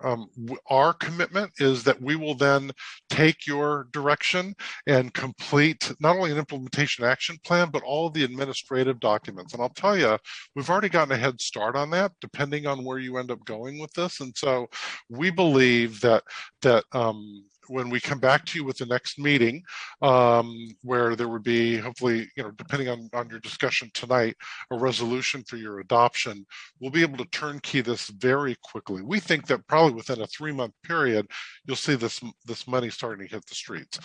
We think that it can be implemented in that time frame, and we're here to support you in implementing that. I know it was important to get this money into the hands of those that are desperate and need that money, and we are committed to supporting you in making that available as quickly as possible. So, Dan, if I missed anything, let me know. And then maybe what I'll do is just turn it back to Raina if you had any final thoughts, and then I'll back to the council. Great, thank you. Just a couple of kind of summarizing comments. So obviously, if there are questions from the council, we'd like to take those. We'd like to hear public comment, and then get that direction for items to bring back in a resolution, including sort of the basic sort of size and scope parameters for probably the business and potential household assistance. Those are, I think, our highest priority, and I'd like to make sure that we get that direction once we get those programs underway, because this is a longer term, one-time funding program. We do have a little bit of time, and I want us to have the time to kind of get those programs out and running and get a sense of what the true scope of those dollars are going to be before we start to potentially commit dollars for some of the other components. So specifically, yes on a business, yes on a household program, that's an area we'll look for direction. If there's a preference on grant or forgivable loan, I would argue that we might want to consider a forgivable loan program, and I can speak to that if there are questions about it.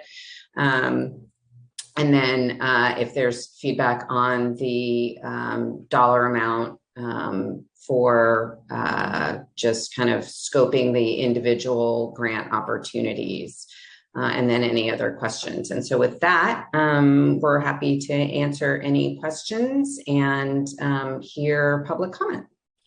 Well, thank you. And thank you guys for a very good presentation. I do see that there is a waving hand from Councilmember Diaz, so we'll go to Jim. Yes, it's called the Get Your Attention Waving Hand. First, I want to compliment Dan and Steve on the completeness and the comprehensive plan that they put together here. And just let me give you some observations right before I get to my questions, because I got a ton of questions, but I don't want to monopolize this thing. It strikes me that there came out of this 3 priorities. And I'm talking about the municipality, small business, and I guess individuals, the homeowner component. And if I missed that, correct me now, because I would reverse all of that and make small business the number 1 priority and put city and municipality last. Because even your own documentation tells us the city was not as adversely impacted as some of the local businesses. So that's just the first observation. If it's $2.9 million, which it is, and based on just some relative numbers that you have thrown out here, let's say it was 25. By the way, I favor a forgivable loan. This idea that we would loan it to them and expect somebody to pay it back over time, I think is not, in my view, the direction that I think we needed to go forth. But if with the $2.9 million, and we'd have to take out some of the administrative that, if you range the grants variable from $10,000 per, we're talking about maybe 300 or so entities that we could provide the money to. So, I mean, that just is that strikes me. And I'm wrong. Tell me I'm wrong. I believe that the businesses' technical assistance, I don't think a small business in Clayton needs anybody's technical assistance on how to run their business. And I think that would be an intrusion, if you will. Granted, you're getting a lot of information from each of those businesses, but if I were running the local restaurant downtown, I don't want the city of Clayton tell me how to help me run that business. That's just my gut reaction to that. And I've talked to business owners, many of the businesses that were in fact negatively impacted down there. So I want to and this is just me, I'm 1 of 5, ratchet up, get the money to the small businesses sooner than later, because what you said, even in your presentation, 3 months out, I think we ought to have the money out the door before December 31st. And I thought it was enlightening that you use the business license process for those businesses that are fact in Clayton, and that's a real plus, because that's the way, in my view, to identify what is a small business or what is in Clayton. So I guess I reorient or reorder the priorities: small business first, and then maybe household second, and then the city. And even in your own plan, you say it didn't negatively impact the city that much. Put them last, because I don't know what the city needs. We have a steady flow of income no matter during this process. But focusing in on the general size of the grant per individual, be it $5,000, $10,000, $15,000. But the ones that you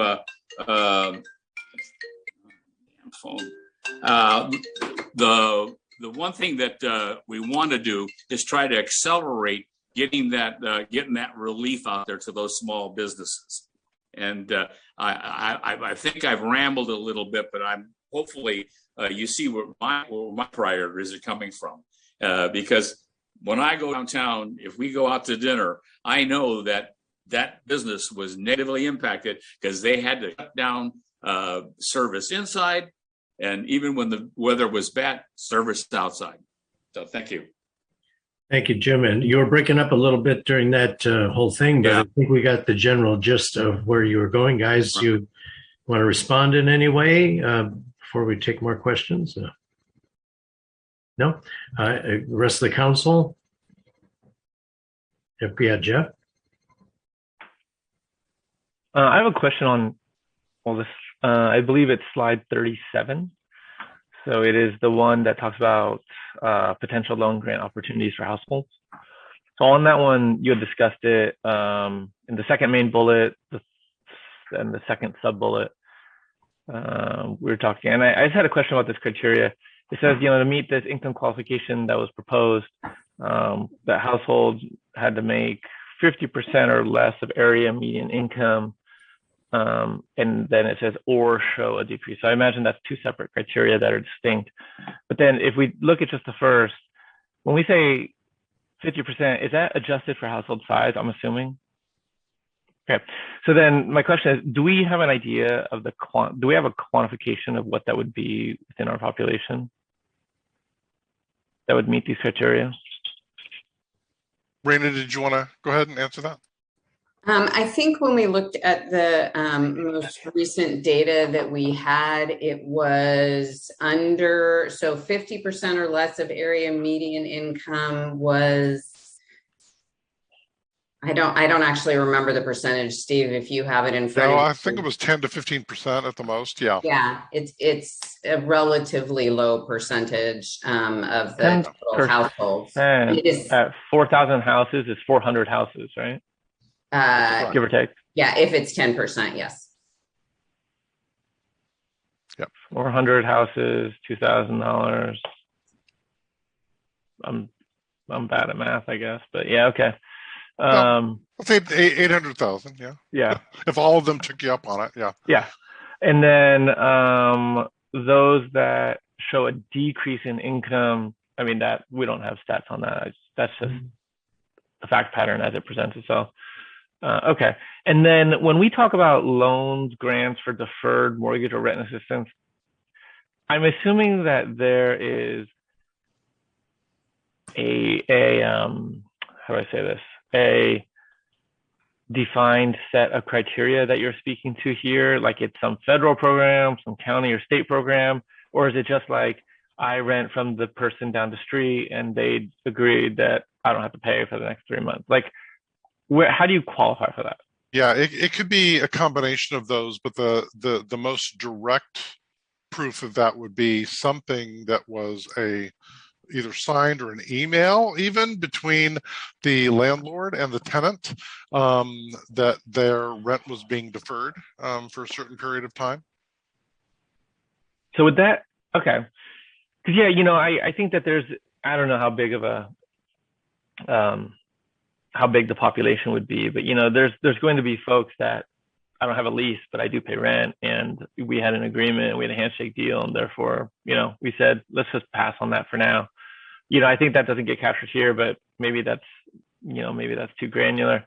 And with this type of grant for deferred mortgage, would you envision that going towards the renter or the landlord? Sorry, I unmuted myself. Yeah, so it could go to the tenant. There are some programs that have made it so that it goes to the landlord. That could be an option in terms of the, who is the person that's applying. It could be the landlord, but there would need to be some type of a connection between the landlord and the tenant, right? I mean, the landlord could be outside of Clayton, but the tenant needs to clearly live here, right? So we'll want to make sure that we have that. But yeah, ultimately, it could be the property owner that ends up getting the benefit from it, but it's also the tenant, and that they're able to stay in the property because of the deferrals that have been provided. And when those go away, will they be impacted? Okay, so it seems like it's more targeted towards the tenant then, right? It is. That's correct. Okay. Okay, thank you. That was I think most of my questions on this front. Thank you. I think Peter's waving there. So Peter? Yeah, I'm going back to your, hang on, slide, there it is. Slide 14, when you talk about your survey responses, what I kind of want to get is an idea of the number. You got 27 businesses that responded. How many businesses did you send out the questionnaire to or survey to? So we advertised broadly within Clayton to all of the businesses, and then we hand delivered to all the businesses for which we have that we have listed in our business license database. So downtown and Clayton Station, basically. Which, I guess is 27 respondents a robust number or a large percentage? It's a pretty good percentage, actually, in terms of sales tax data. Just as a proxy for businesses, we have about 60 sales tax filers. So 37 is a decent percentage, even if we're not capturing some of the other sort of service type of businesses that wouldn't have any sales tax revenues. So 27 is a fairly reasonable return rate, I think, in terms of survey responses. Yeah, in our experience, if we get 20 to 25% of the respondents to respond to it, we're happy, believe it or not. Oh, and the results are pretty. You're not. They're generalizable, but they're accurate. I mean, they were consistent with what we thought we would see, and sure enough, that's what they were. No, and it sounds like there was the general response was a need. That's why they're being brought up as you did, and as you look at the numbers you calculated at 40 possible businesses that might need it, and they use number of $25,000 each, at $1 million in small businesses. I'm just trying to figure out how, as we start looking at apportionment of this towards different categories, how real these numbers are, and if we're off by a certain amount, let's say 60 businesses come in, where are we when we start looking at this? And is that something we're supposed to give direction tonight as to how these things get apportioned to which needs? And that's what I'm just trying to get an understanding of from a statistical standpoint. Yeah, go ahead, Rand. I'm sorry. I think if we set if you set the financial assistance amount at 10,000, I don't think we're going to have a problem meeting the need for all of the businesses that come in. If we set it at 25, I think you're starting to get more, toward the total dollars. And so, you could look at this in two phases, get an initial, tranche of funding out the door, see what you get, run a second round. It's also why I think we do want to put some of the other programs, infrastructure, et cetera. Like let's focus on getting the business dollars. And if we're going to do a household program, the household dollars out the door, and let's, set it at a level where we think we can meet what we expect to be the maximum amount that we'll get, and then come back and refine after the fact. But otherwise, I think we're going to, we could try to get this down to a super fine level and miss it anyway. So I would say let's go with something we strongly believe we can support, move it so we get it out on the street, and then come back and do kind of a refinement round or a second conversation on it. So in this capacity, I'm going to completely agree with Councilman Diaz. I think that a number should go out immediately and not in January or February. I mean, I'm talking immediately. As soon as the paperwork comes in and we're able to process it, a lower amount should go out immediately. And if there's going to be a larger amount, we can apportion that later. I just think it's something that there is a need that needs to happen before the end of the year. And so I'm just going to throw that out there. If that's possible, let's talk about that.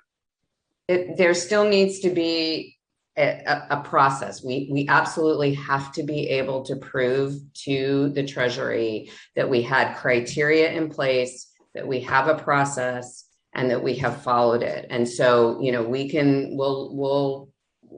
we are moving as fast as possible, but we still have to have some level of analysis of the materials that come in to determine whether they meet the criteria and then to get that funding out the door. So I understand that. But you've started giving a little bit of the criteria, what that might look like in some of your slides. And I think that those who are interested could start putting that together and getting that to you as soon as possible, so that we can at least get an initial tranche out there as quick as possible. So, and I understand that there are limitations. I get that, but I just understand the need as well. And you'll feel a little bit heartened to know that if you went with the framework that we kind of painted here, the picture of, we've got 90% of it all ready to go. Sweet. So we're well on the way. That all, Peter? Yeah, I guess in the end, can you tell us what is the direction we're supposed to give the staff? Is it how to apportion it and what numbers you're looking for tonight? What direction are we supposed to give you in the end tonight? Because I love the presentation. For example, thank you. $10,000 a business. Yes, the documentation that we talked about. Yes, the sort of targeting small business by the SBA definition. And if you wanted to, yes, $2,000 per household for those purposes, less than 50% median income. Let's not do the revenue loss yet or income loss yet, because that's too complicated. That I think would get us to what we need to put the basic program in place. So if you say 10,000 SBA, basic program parameters that were defined in here, yay or nay on the technical assistance, you can decide that. And then the household, I would say less than 50% median income, 2,000. If you say, yeah, that if we have that much information, we can bring you a resolution that appropriates the funds and implements that program. Right, gentlemen? Yep, and you wouldn't be appropriating all of the funds. You'd be appropriating a good chunk of them. And that's probably where you want to start. And then you can come along later with whatever other programs, but it gets money out the door, which I'm hearing loud and clearly you want to do. Can I, is the money, depending on the form that it takes, is the assistance taxable to the recipient?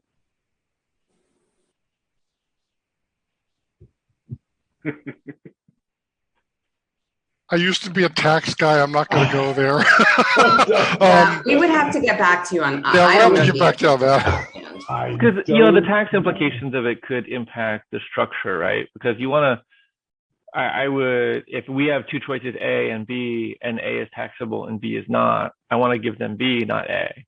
So, I think that could be significant, depending on each recipient's circumstances, right?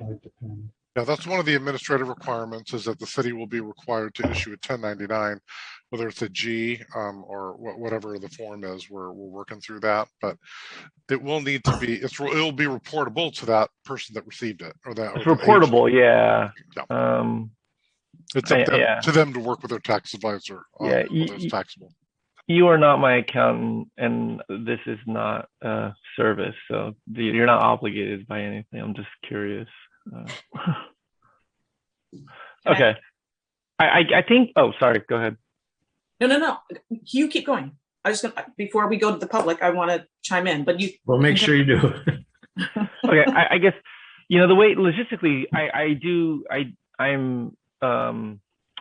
am sympathetic to the idea of getting things out as quickly as possible. I think probably an effective way to do that would be to designate a smaller portion of the whole, and then you set a criteria where most could meet it. You get funding out really quickly, And you probably wouldn't run into your cap. You'd probably want to set out a tranche, and then with a cutoff, so that anyone who applies within a certain date, now you know your complete pool. And even if the number exceeds your pool that you've allocated, you could proportionally distribute based on that, and you'd still have the remainder amount to later. And then on the second and subsequent rounds, you could, you determine who has already participated in the first, and then include that in the calculation of the proportionate share of anything. So I think what, probably the biggest piece of guidance would be that the pools of assistance that we're targeting, like what areas of the 5 buckets that were presented here earlier in the slides, and then approximately how big the pool would want to be in total, and then maybe how big the pool would want to be in the early go round. I think that's probably sufficient direction, as long as we figure out like which of the 5 and about how much towards the 5, and then everything else I think flows from there. That's probably what I would do. And I would recommend that we really just focus as this conversation is going on, focus on business assistance and household assistance, and forget the other categories for tonight and for 2 weeks from tonight, so that we can make sure we move quickly. Yes, we should figure out what the sort of cap is so that we could apportion it based on the number of applications, et cetera. But I would say that we could focus on just those 2 programs right now, and that those seem to be the most, have the most interest from the survey, and certainly have had the most conversation from the group. Great. Now, can I chime in? Jump in. Okay, I have a couple of questions on those 2 categories. I know earlier in the presentation you mentioned that the small businesses had to actually have a physical location. Is there a timeline on how long they had to be a business in Clayton? We did not prescribe any timeline for which they had to be. The concept is that they would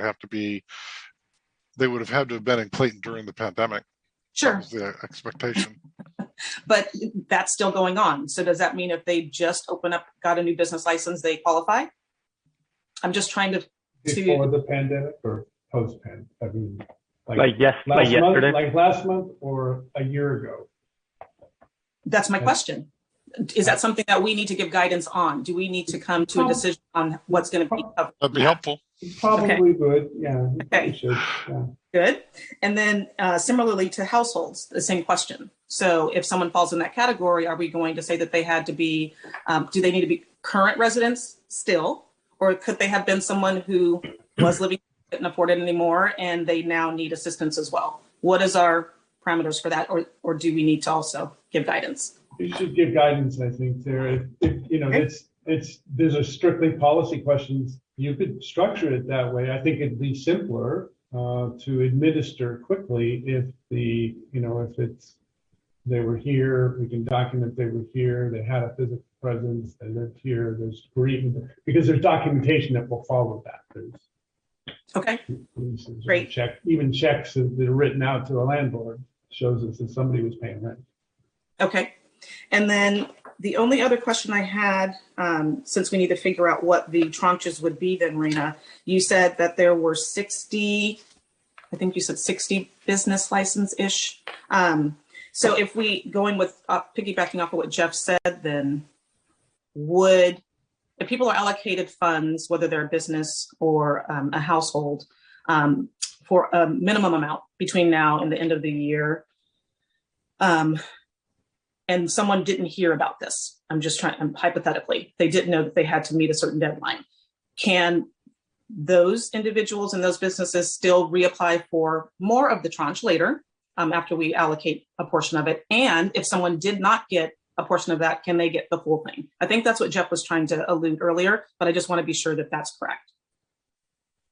So I think the basic answer is if there's more money to be done in a second tranche, sure, anybody can apply. And at the time we define the second tranche, I think we could define what the write down would be if they received funding in the first round, right? So if it was $5,000 in the first round and they got it, maybe they're only eligible for $2,000 in the second round. And if they didn't get the 5,000, then maybe they get the 7,000, you know. Okay. I think we would scale depending on the size that we get to. What's our pool? What's our pool? 2.9. Well, I mean, we have some admin overhead costs that we're taking off the top, right? So what's our real pool? 2.5 million. I mean, that's 2.5. It's probably more than that, but let me just give you 2.5 million because that's a nice round happy number. Sounds good. And this is our staff only, so your full-time staff that will be working on this and tracking it. How is this being tracked? So I was actually having a tiny bit of an offline conversation with some of my management partners, colleagues about how we're going to get this out the door. So I don't have a full answer for you yet, but somewhere between management partners and a nonprofit partner and whoever else it takes to get it done is who it will take to get it done. You could create a Google Forms page and have people submit like really quickly. Just saying. Yeah. Somebody has to read the form though. Someone has to verify. That's what recommendation. That's what Mr. Keene signed up for. Got it. No, he didn't. Okay. No, he didn't. Okay. Well, Holly? That's it. Yes, thank you. That's it. So what I'm hearing is piecemealing these funds is problematic. So we have to come up with a number that works. By the way, when does the second round of funding come in? We can do some piecemealing. So let me just respond to that. We will get the second half of the funding essentially July 1st of 2022, approximately. So explain to me what the difference is between a grant and a forgivable loan. And I understand the loan that you pay back, which I agree with the council. We probably are not going to do that. But which one would carry the lowest administrative costs? Number one, and really, what's the difference? A grant has slightly lower administrative costs because you just give the money away and then you just never talk about it again, except to talk to the Treasury and the IRS and everybody else who wants to come audit you afterwards. A forgivable loan, you would define some minimum criteria around, part of the goal with a forgivable loan and or technical assistance is really to try to build capacity in your business community to further enhance their resilience for the next weird thing that we don't even know is coming down the line. And so you want to do, you might ask them to refresh a business plan and turn that in and go to a couple of webinars that, talk about ways to access funding and, access to capital in the Bay Area or something like that. That's some very sort of low bar criteria that you say, if you meet this bar, so basically the business owner has to spend some time, that's really what it comes down to, then it's a forgivable loan and you don't have to pay it back. But if they don't do some of those sort of particular kind of business reinvestment of time, then it would turn into a loan that they would have to repay. So the grant doesn't have any of that with it. Nobody has to track it from that perspective or come back with any further follow-up. So yeah, so it seems to me like, these business owners have been through a lot. How does that go then for the household, for the money that goes to the household that we're talking about? We would probably structure those as a grant. It's hard to do that as a forgivable loan because there's not really the same kind of, I mean, I suppose you could, yeah, you would do that as a grant for the household side. Okay. Yeah, for that one, I would just, it may be worth exploring because I think there could be potentially different tax treatment for grants versus forgivable loans. Right. I was going to. I think, Go ahead. I think forgivable loans, dude, I'm not your accountant, so I don't know, but there's potential that forgivable loans have more favorable treatment. So I think it's worth looking at. Okay. One other thing you might think about with a forgivable loan when you're giving it to a business, sometimes they're used to secure the ongoing practice of that business. So you wouldn't want to give money to a business and then have them sell it to somebody else and leave town or close up shop. You would like some minimum time frame where they're going to continue to provide the economic benefit that you're giving them the money to provide. That might be a way to rationalize why it's a forgivable loan. It could be. Well, I wouldn't want to. Yeah, I wouldn't want to tie in with short. hand. I wouldn't want to tie in with hand. I would just tell them the reason is to help your taxes. Oh. So yeah, if that turns out to be the case. Yeah, if that's the case, like it may not be, and if it's not, then scrap it. So let's. I'm sorry. Does anybody else have questions on the council? But Yeah, I have one final question. We identify the kind of pool froze is up there, Jim. estimated 2.5 million. Did we get a solid number? The number of businesses within the town? So I gave a very high level estimate and of 60-ish. What I want to do is make sure that when we come back, we'll get direction and then we'll churn it and turn it back in a resolution, and we'll confirm that so that we've got the scaling correct. Okay, thank you. Yeah, I talked to because if it's 60, I mean, we have plenty of room. 60 at 25,000 is 1.5 million. 400 houses at 2,000, 800,000. You're still at 2.3. Like, I mean, you could play with the proportions because that's where I think like setting the pools for the categories is important, and then you could like do haircuts on it to reserve a portion. But yeah, I mean, I don't think we're at risk with these figures, at least on the envelope, on the back of the envelope. Okay. So I don't know if you guys were comfortable with the 2 and 25. Like, I think that was just a proposal that was that Mr. Keene and Mr. Holler put out, right? Those are just arbitrary numbers just as a get you starting talking. point, right? Yep. 2 So, and 10 as the starting point. What would you say? 10? 10?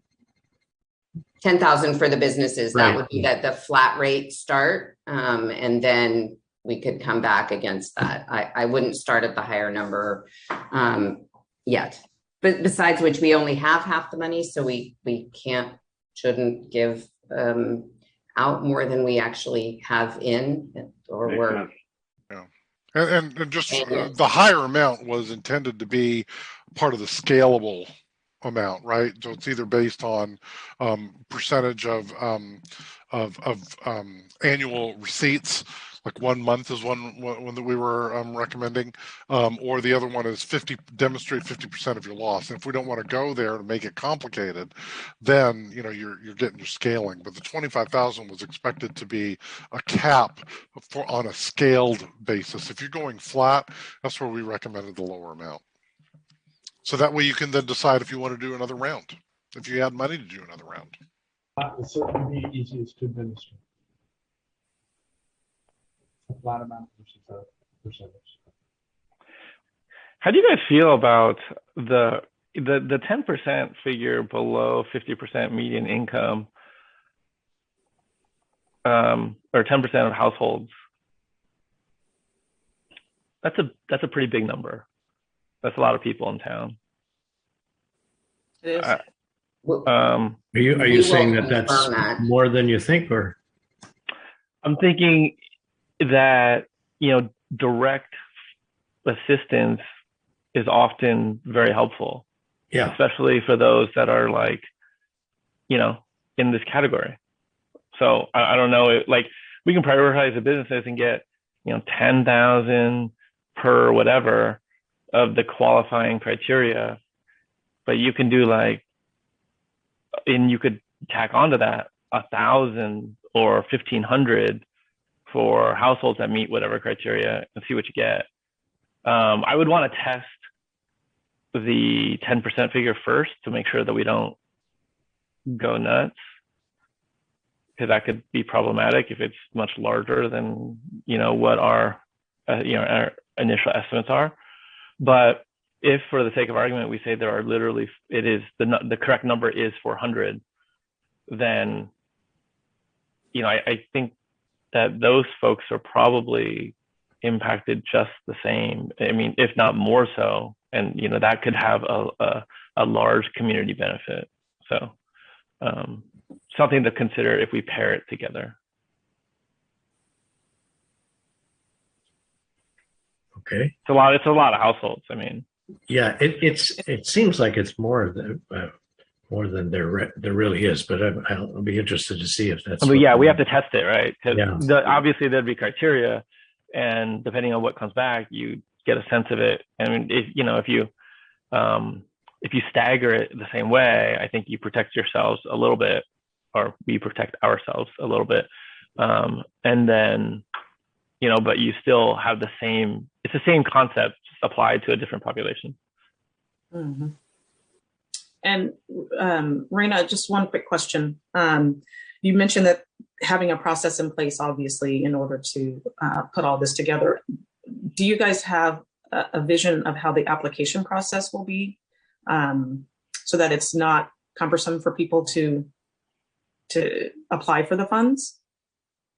Yes, it will not be cumbersome. Okay. Okay. Yeah, I've had that question from business owners already. Raina has that red button. It's the easy button. I'm going to do my easy button. No, it's it'll be fillable forms and documents to be submitted electronically. I mean, we're really that's what we're talking about is a relatively compact package that people would be responsible for. So we will make it as easy as possible for folks to handle it quickly and however they want to get documents to us. Okay, so they could do it either in person or online, like bring them in. Yes, we can scan documents for people if they need to have them scanned. That's fine. I mean, that isn't, we can't have everybody in the office on the same day because understand. I'm just thinking to run the scanner, but have had hardships and they don't have a scanner or whatever the issue may be. I'm just trying to think of making it as easy as possible. Okay, great. Thank you. Well, we've already had trouble with some of the business owners even filling out the survey. So, I mean, we have to be able to get to these people and make sure they understand how to do all of this. Does anybody else have any more questions before you open it up to the public? All right, and we'll go and open up the public comment on this. Hopefully, I saw a couple of business owners earlier, but do we have any hands raised? Anybody want to speak to this? Mayor Wolf, I had a hand go up and then go back down. So I guess we can we have another hand that went up. So Gary, as I permit you to panelist, if you can please unmute your microphone, you will have 3 minutes to speak.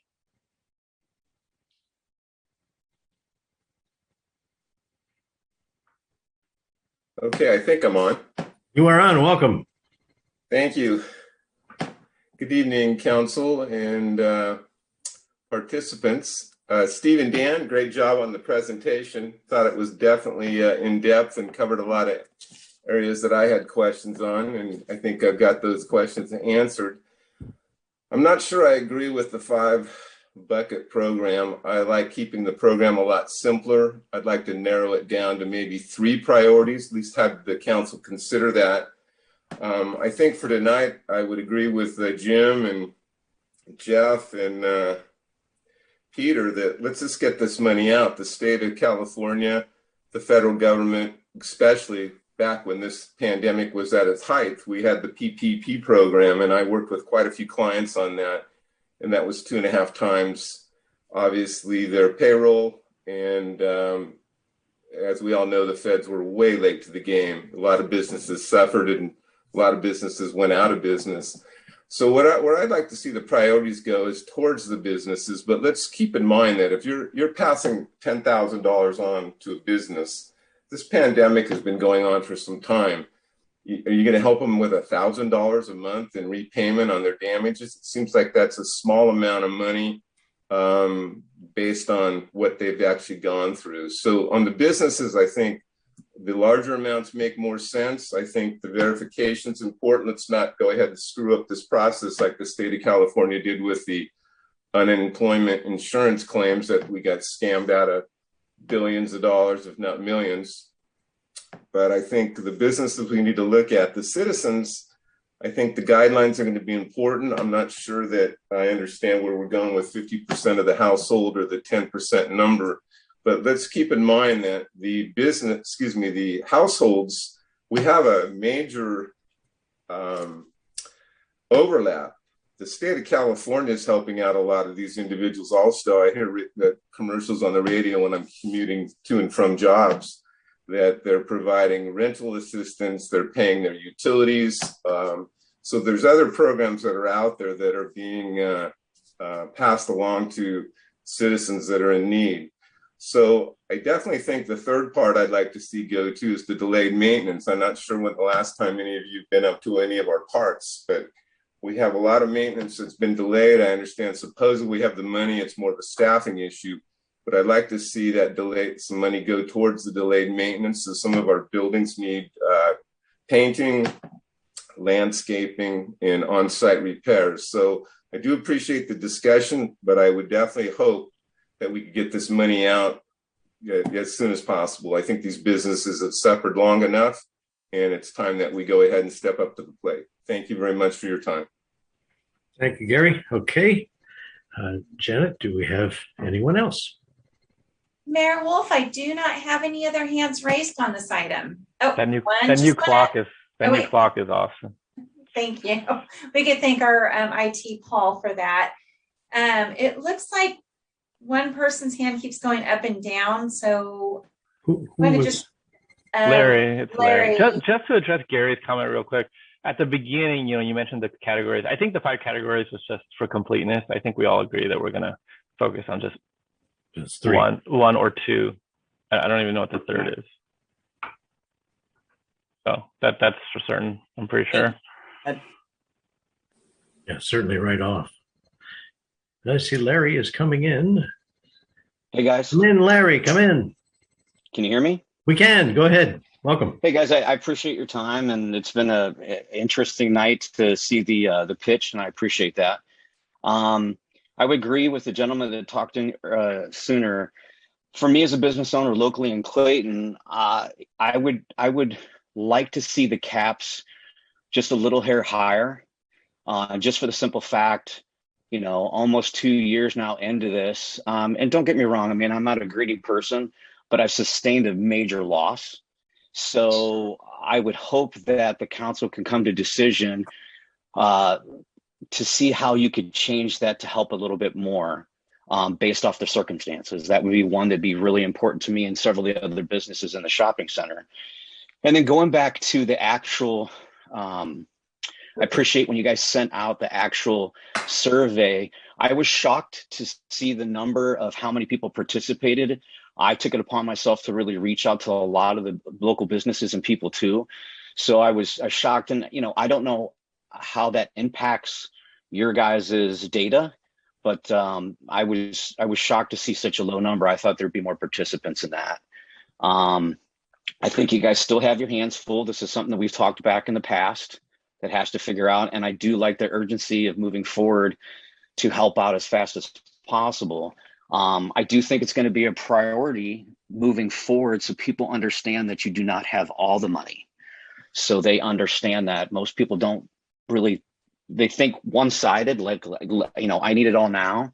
At this point in time, a little bit's better than none, which is fine. But certain businesses were impacted a lot higher based off of the standards that you're suggesting. So, and I'm not expecting to give a massive amount of money. I appreciate that Clayton was desperately deserve this, and you guys got that. I don't have a whole lot more to say to that. I'm excited that we've gotten to this point. I've tried to join this meeting and kind of allocate to other businesses what's going on in the community about, how we're going to move forward. So the residential side, I do agree with the gentleman that talked earlier. I know that several clients had got assistance from the state. The state in California actually did a really good job with that, with resident and actual landlords. So I wish you the best of luck with that. I think that's going to be a tough one to figure out, but keep up the good work. And I would hope that you guys could look into that a little deeper moving forward. I would appreciate that. And thank you so much for your time tonight, guys. I appreciate it. Thanks, Larry. Appreciate it. Janet, we have anyone else? Mayor Wolf, I do not have any other hands raised on this item. Okay, then. So I guess we will close the public comment on this, bring it back to council for direction to the staff. So we're set on the 2 criteria, right? Businesses and households. I think we are. Yeah, I know we talked about the third one being city down the road or something, but the first two being the businesses and the households, right? All right, cool. Yeah. And then as far as everybody's in agreement with that, right, Peter? I concur. Jim is frozen, but I think he started this conversation. So where was the criteria on the presentation for businesses? I'm trying to find it. Slide 39. No, it's hang on. It is slide 34. Yes. 34. Okay. Doesn't have dollars on this one, right? I think it's prior to 35, Dan, I think. There. 35. Okay. Awarding us $5 amount scale-based revenue loss. Okay, 1 month annualized. Scale based on one or more factors. 1 month of annualized gross receipts or half of revenue loss. So did we say, and I think I heard, I don't know if we said it, that we want to kind of table the idea of revenue loss and just do flat amounts? Was that what we were thinking? So that people have less documentation. If you have revenue loss, you really need to then demonstrate the revenue loss, right? So that's one more step. That's right. Do we care about that? I missed the last part. I think that to start with a flat amount, so we, again, it's less paperwork, it's less intensive to process, et cetera. I think that's potentially a good place to start. But just one note that I want to say is that based on the criteria of what a small business is, it's between $1,000 and 2.5 million of annual revenues. So it's possible that somebody that has a small business that only generates $2,000 a year could get a $10,000 grant. And if you're okay with that, then that's kind of part of the whole. Yeah. So you have to set a number. I mean, you have two pitfalls here, right? Either the total revenue is below the grant amount, or the other pitfall is the revenue loss experienced is less than the grant amount. Those two would be the bad outcomes in the Venn diagram, right? Okay, so you set a number where you're comfortable that even if you have some players that fall within those spaces, you're basically just fine with it. And I think that's the decision that you're making, the choice that you're making when you go with a flat amount, right? That's correct, yeah. So are we comfortable with that? I mean, I am. I just don't know. I'm just calling it out as that's a thing. And we're talking about granting this, and not as a loan. I mean, for now, I would just call it assistance. Okay. Yeah. Okay. And are we doing that because we want to know what the tax implications are? Yeah. Okay. That makes sense. One thing you need to remember, though, whether we do it on a flat basis, if you do it on a flat basis, there still needs to be some relationship to impact from the pandemic.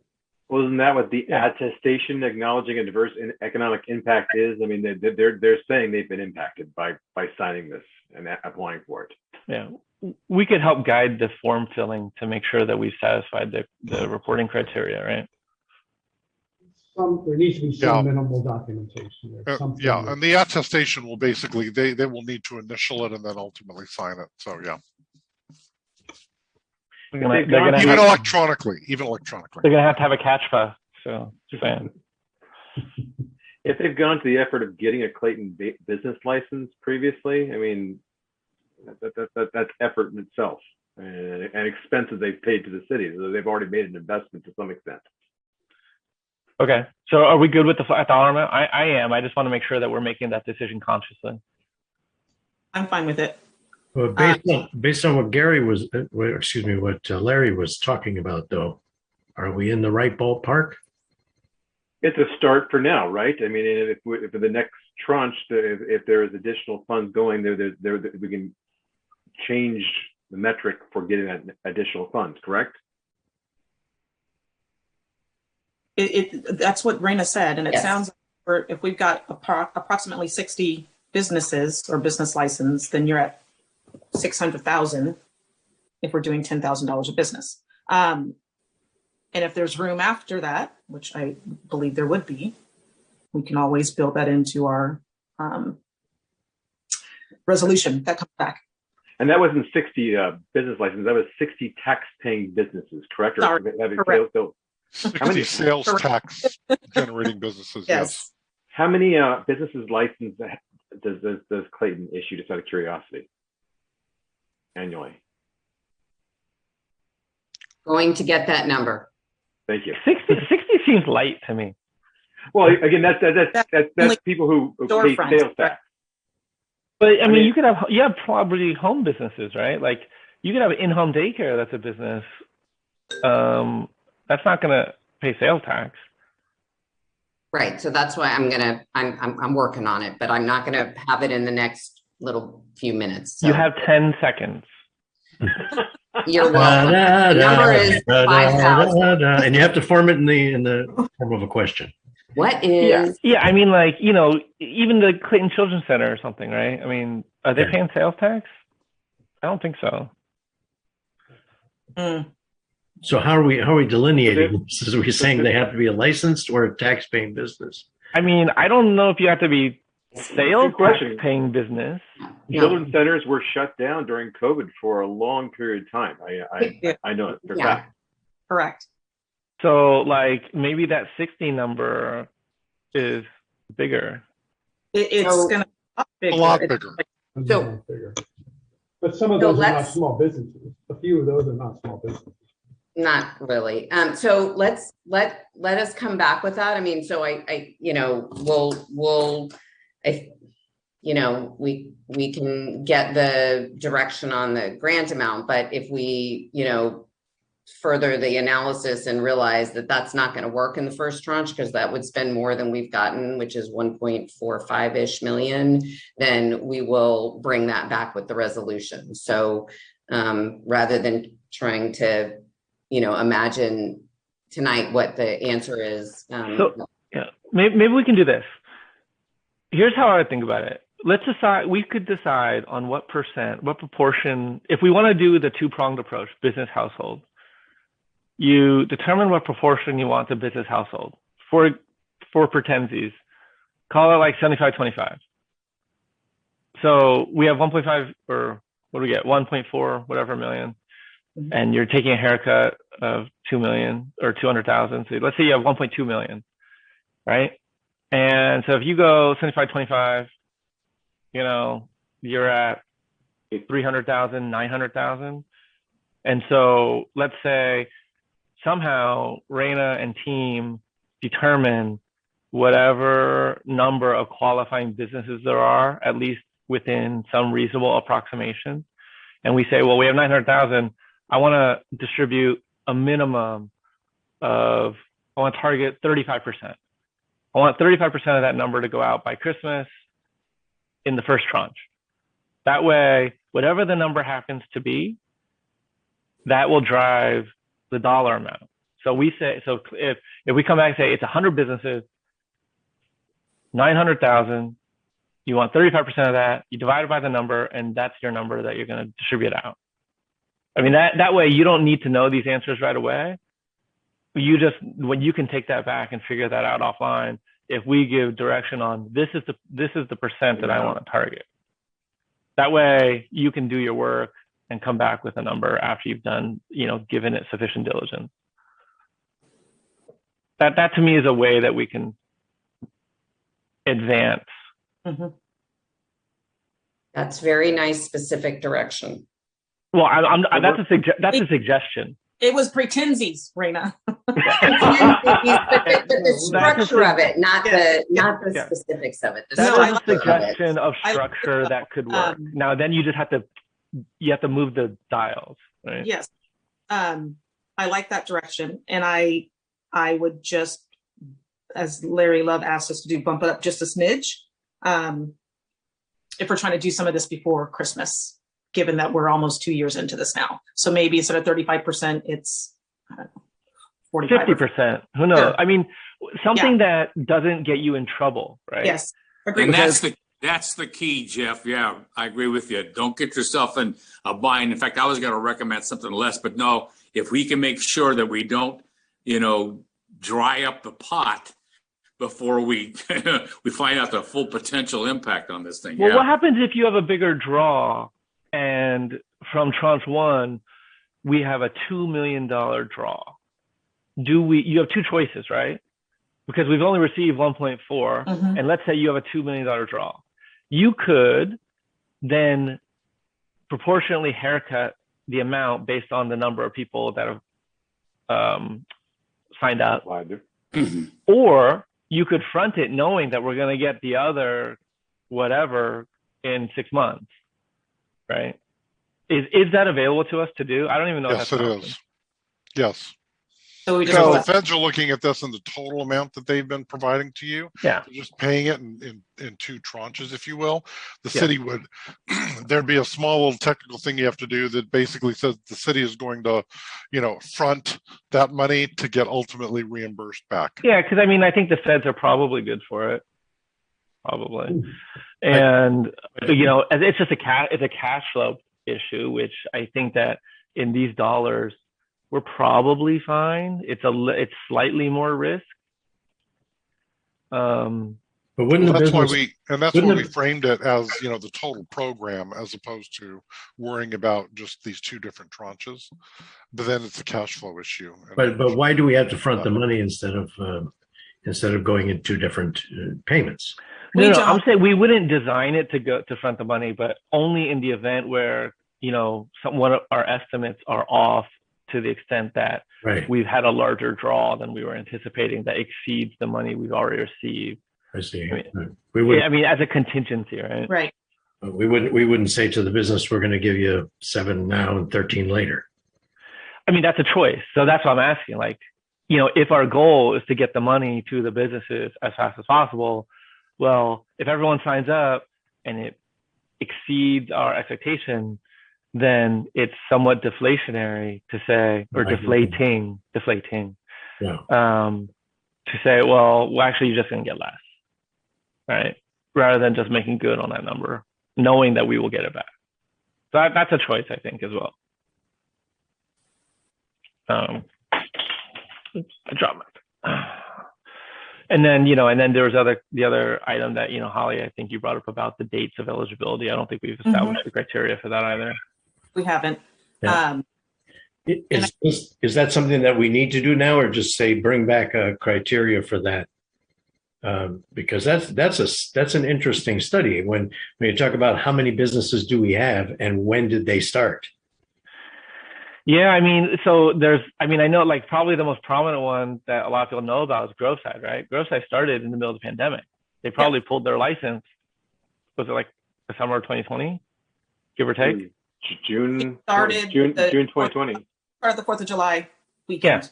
Yeah. So if you set the criteria, I mean, we shouldn't decide based on any one particular example, but if you set the criteria as, let's say, had to be in business January 1st, 2020, then essentially that removes them from the eligibility pool. Because then you're saying, well, if you start a business during the pandemic, this is the fact pattern that you entered into. And so, there's that. I mean, I think that's a legitimate position, but at the same time, I don't know. You probably had a lot of planning and pre-work prior to that too. So yeah, I don't know. You have to line draw. You have to line draw somewhere. Yeah.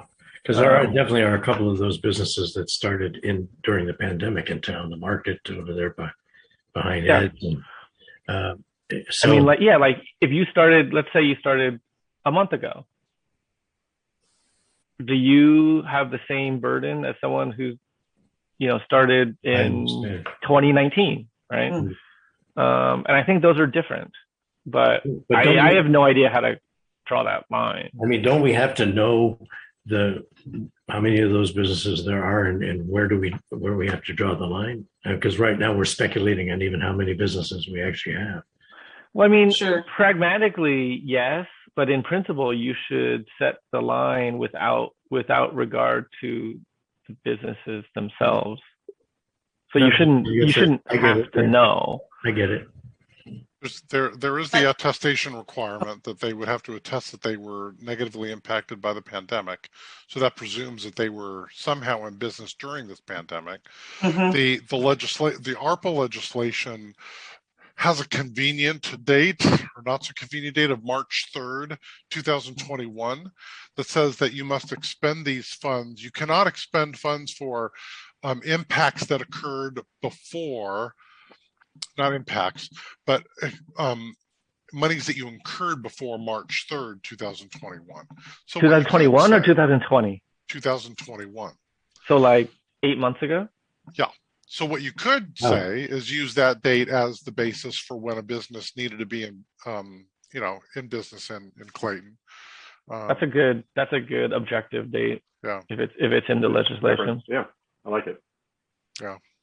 Yeah, I like that too. That's helpful.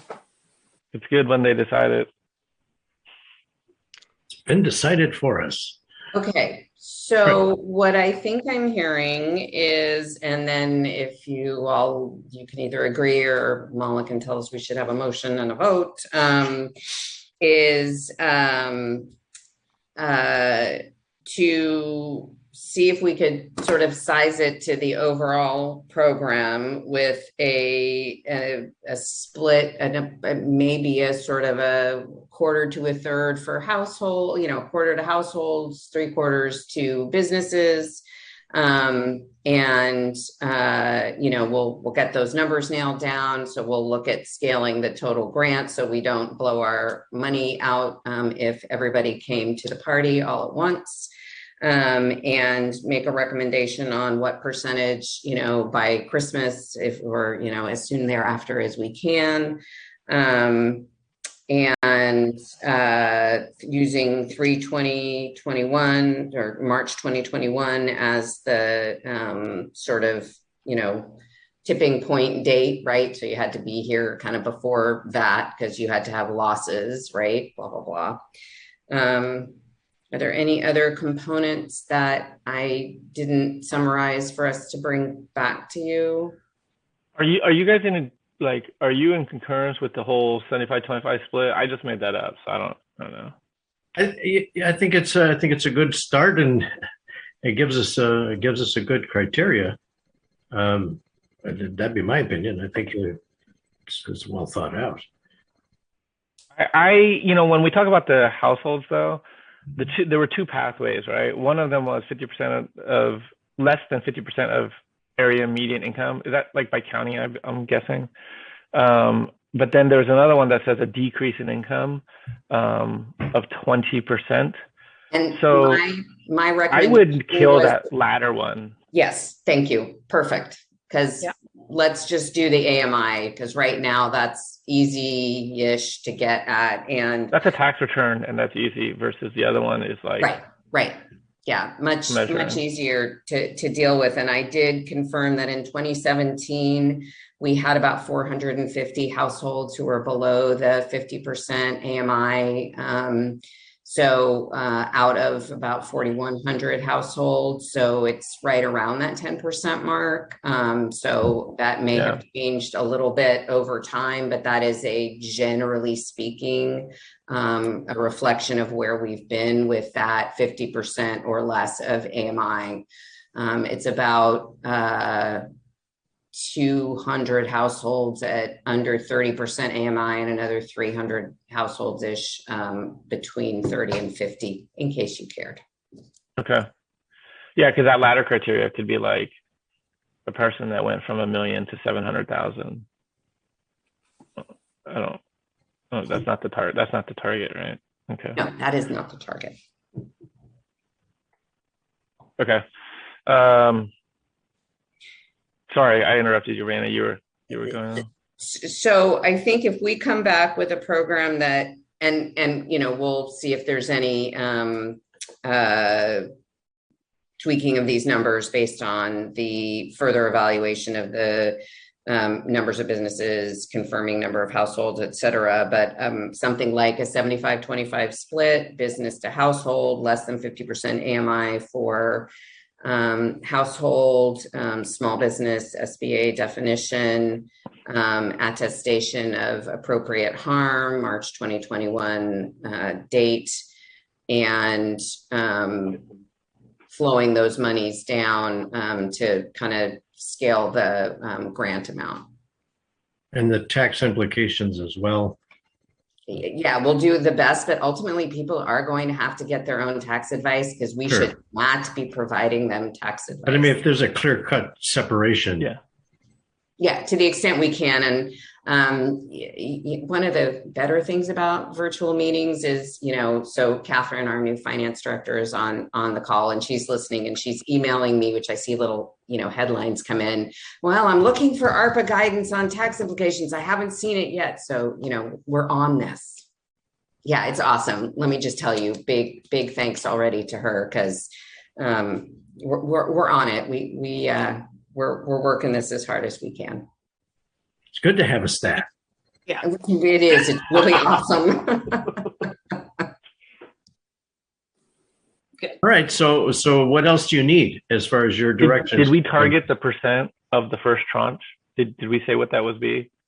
I was going to go for 50% and see what that got us and come back with a recommendation for something else if that makes more sense once we've flowed the numbers all the way through. Okay. Great. So what do we need? We need a motion. We need, Molly, what do we need? I think you've provided direction unless, Raina, you prefer a motion. Oh, no, I don't want to try to redo this in a motion form. I would defer to my management partners, colleagues, if there's anything, since they're going to do a bunch of work on this too, that they would ask any final questions that they have. We got good direction. We'll be able to help you draft the resolution that you'll approve in 2 weeks, and we'll be preparing the administrative documents concurrently. We'll start that right now. Yeah. Miss Corsa could get her checkbook ready. Just put it on your Amex. Hey. Okay, so thank you very much for that. Thank you very much to both Steve and Dan, and the other folks at Management Partners who've worked on this. Very helpful, lots of expertise that they brought to the table. So I'm greatly appreciative, and we're moving. So that's a huge positive. See you in a couple of weeks then, I guess. We'll see you in a couple of weeks. Look forward to it. All right. Thanks, y'all. Thank you all. So we'll move on now. Moving on to item 9B, is Mala's update on SB 9, SB 10 and discussions and next steps. So Mala, you're on. Okay, great. I will share my screen if you just give me a moment. Please tell me it's not 40 slides. It is not. Okay. And I will try to go through this. I know it's late, so I will I will take appropriate time, but I will try to go through it a little faster. Thank you. So SB 9 and SB 10 will go into effect on January 1, 2022. SB 9 relates to housing development projects of up to 2 residential units, and it also allows for urban lot splits, allowing a property owner to split their current existing lot potentially into 2 lots. SB 9 is a mandatory provision that applies to the city, while SB 10 is an optional provision that allows the city to upzone property that qualifies. And we'll go into greater detail in the slides. So as I mentioned, SB 9 involves housing development projects. There's 3 aspects to it, but we're going to really cover 2 aspects in great detail. It involves applications of ministerial review for no more than 2 residential units, and we're calling those housing development projects. And then likewise, it also allows for ministerial consideration of a urban lot split, where you can split the lot into 2. These reviews are ministerial, there's no discretion, and there's no public hearing process. It also allows for the city, if it so desires, to extend subdivision maps for 24 months instead of what's currently allowed, which is 12 months. With these housing development projects that I'm going to talk about, let's see if I can move the slide over. It's not, there we go. With the housing development projects that people can bring, they're allowed to bring up to 2 dwelling units on the parcel. If it's a vacant lot, it can result in a total of 4 dwelling units. You can imagine a primary unit with a junior accessory dwelling unit, a ADU that's detached, and then an additional primary unit. So it can result in a total of 4 units if only a development project application is brought before the city. In order to qualify, the site has to be in a single-family residential zone. The parcel has to be located in a city that has an urbanized area or an urban cluster, which includes Clayton. The parcel cannot be located on prime farmland, cannot be located on wetlands, cannot be located on a hazardous waste site. It can be located in a very high fire hazard severity zone if fire hazard mitigation measures are complied with. So it's not an absolute prohibition in the very high fire hazard severity zone. Likewise, in earthquake fault zones, if the development complies with applicable seismic protection, it can be in an earthquake fault zone.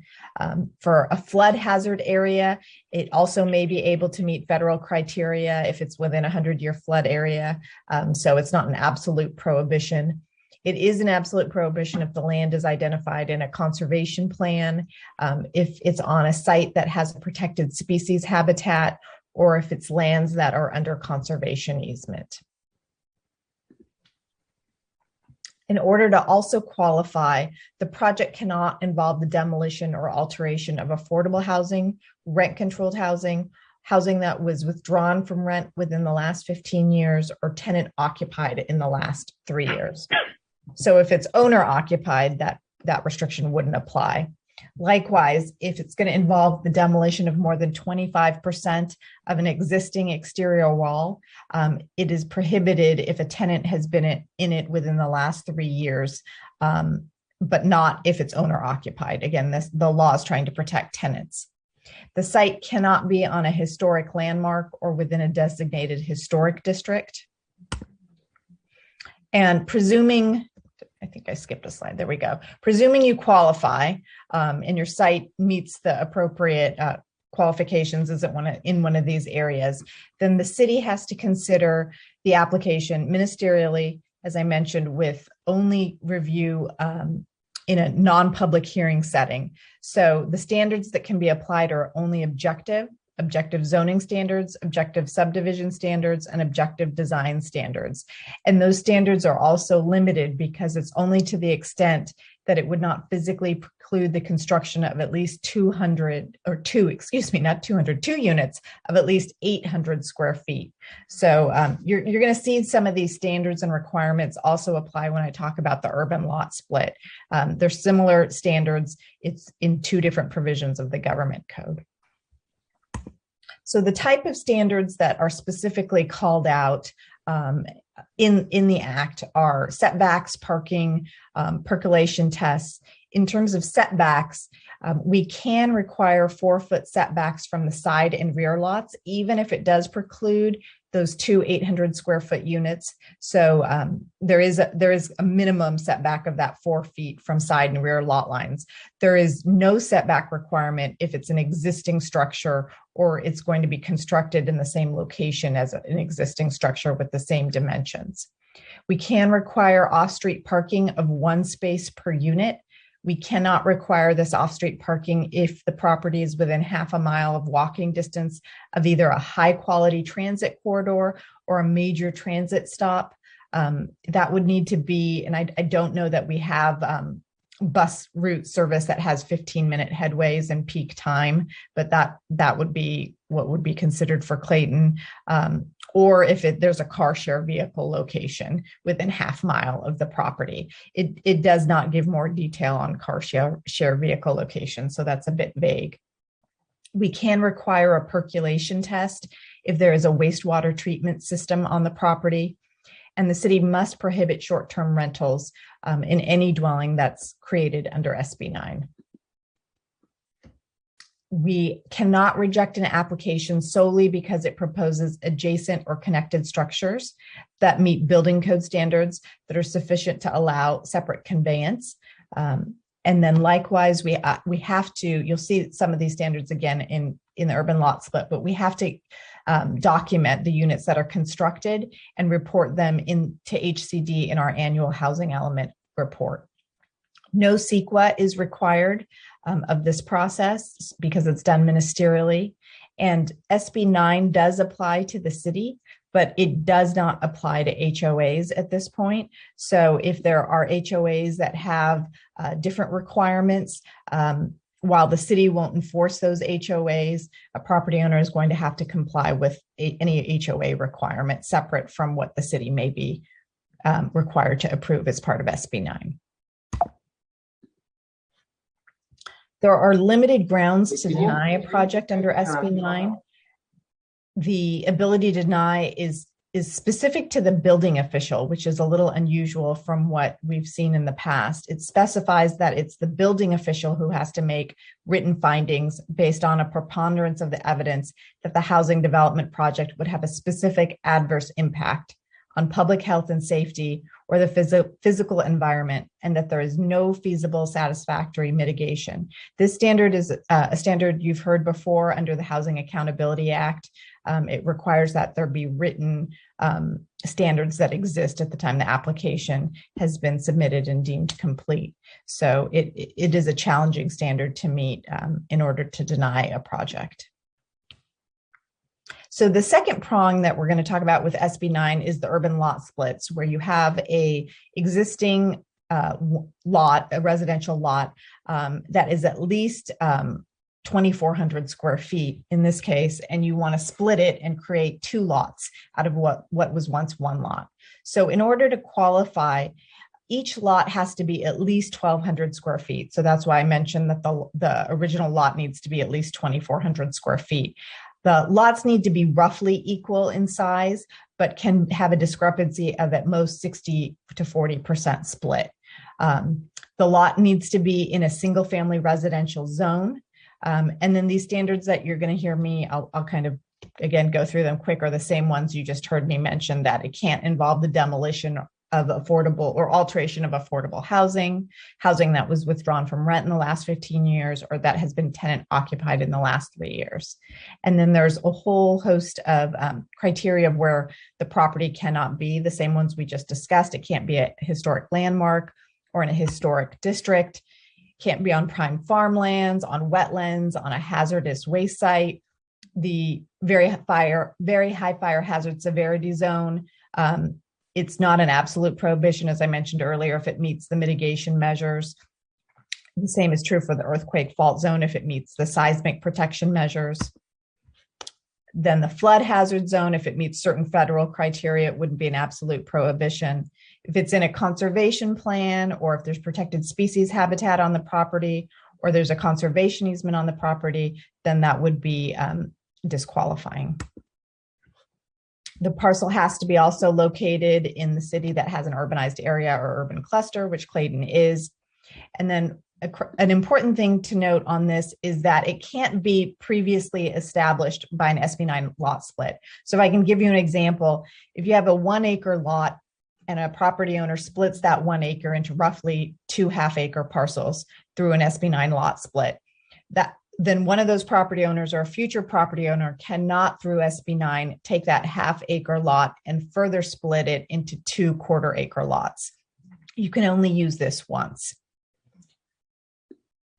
So we'll have to, one key part of this is we'll have to keep good records and documentation of what's happened through SB 9 in terms of these applications so that we can document what has been approved by previous lot splits.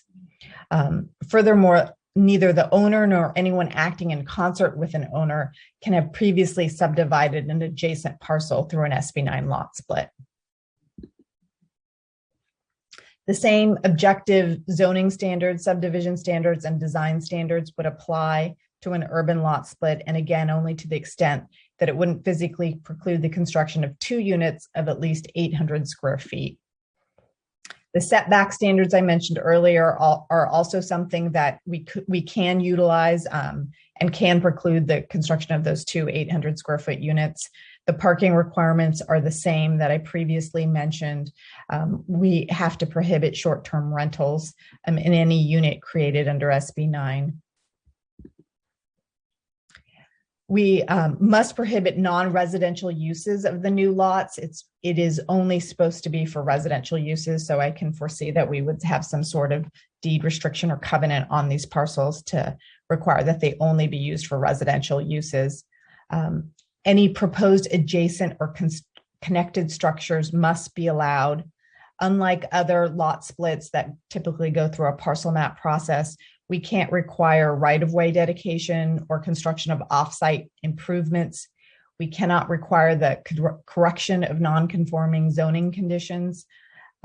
We may require easements for public services and facilities such as, water utilities, other utilities. And we can require that there be access to a public right-of-way so that the parcel isn't landlocked. There is a provision in the bill. This deals with owner occupancy. It is very limited. It requires that an affidavit be signed by the applicant. The applicant doesn't necessarily have to be the owner, indicating that the applicant intends, and it's not a requirement, it's just that the applicant intends to occupy one of the housing units as their principal residence for at least 3 years following the lot split.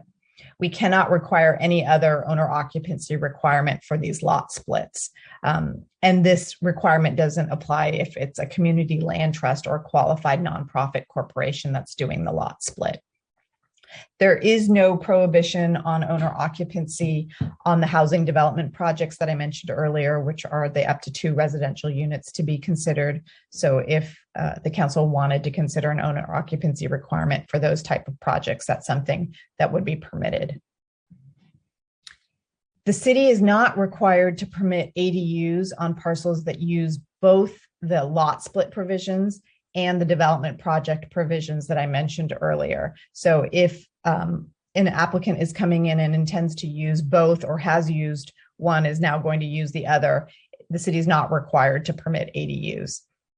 And then likewise, furthermore, there's no more than 2 units that a city is required to allow when there's an urban lot split parcel. So if 2 lots are now created in a scenario which originally was 1 lot, there can be no more than 4 units total, 2 on each parcel out of the SB 9 lot split. So it would what was once potentially 1 lot that maybe had 1 single family home could turn into 2 lots with no more than 4 units on those 2 lots. We have to report the numbers of these lot splits to HCD as part of our housing element report. No CEQA is required or permitted. And then likewise, these rules for urban lot splits do not apply to HOAs. So HOAs can have their own rules and requirements. that again, the city would not enforce. The grounds to deny an urban lot split are the same that I mentioned earlier. It's the building official who has to make the findings that are the specific adverse impact findings. And that again is the SB 9 provisions, which are mandatory, as I mentioned earlier. SB 10, which also goes into effect January 1, 2022, is completely voluntary. It authorizes the city to adopt an ordinance to upzone any parcel of up to 10 residential dwelling units. The parcel has to meet certain qualifications, and the 10 residential dwelling units is not a standard of per acre, it's just per parcel. If the council wanted to adopt such an ordinance, it would have to specify the height that would be permitted in the ordinance. The parcel has to be located in a transit-rich area or an urban infill site. The parcel, once the council adopts an ordinance upzoning a parcel, it would not be able to in the future reduce the density of that parcel. Any such ordinance would have to be adopted by January 1 of 2029. And if there was a local initiative regarding zoning on parcels that the council wanted to supersede, the ordinance would have to be adopted by a 2/3 vote. The ordinance is not subject to CEQA should the council want to move forward with such an ordinance. In terms of next steps, because SB 10 is optional, the city is not required to take any action or need not take any action unless it's interested in upzoning parcels. So at this point, I would recommend that nothing be done with SB 10 unless the council feels otherwise.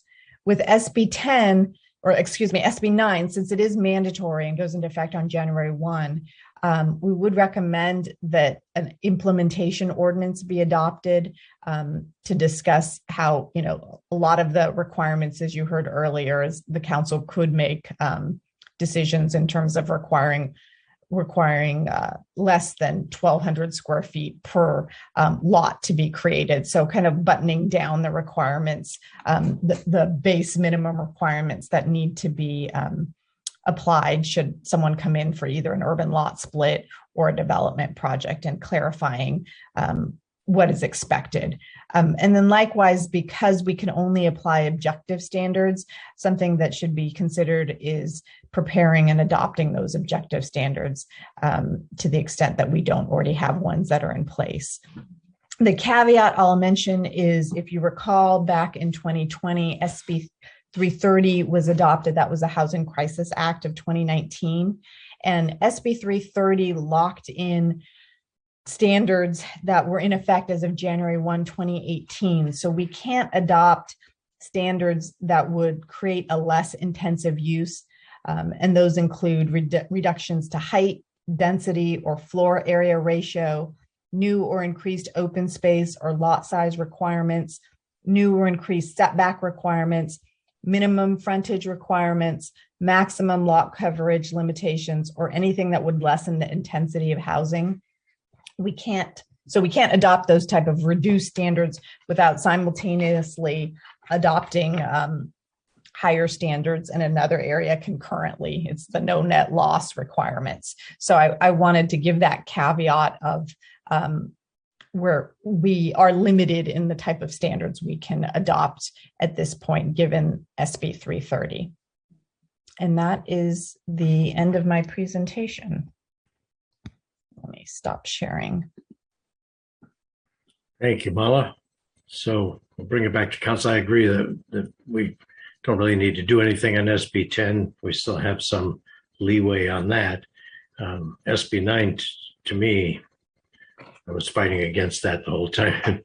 And but nevertheless, it is what it is. And I would recommend that we take every option that we can to button down everything that we possibly can with SB 9. But bring it back to council for discussion.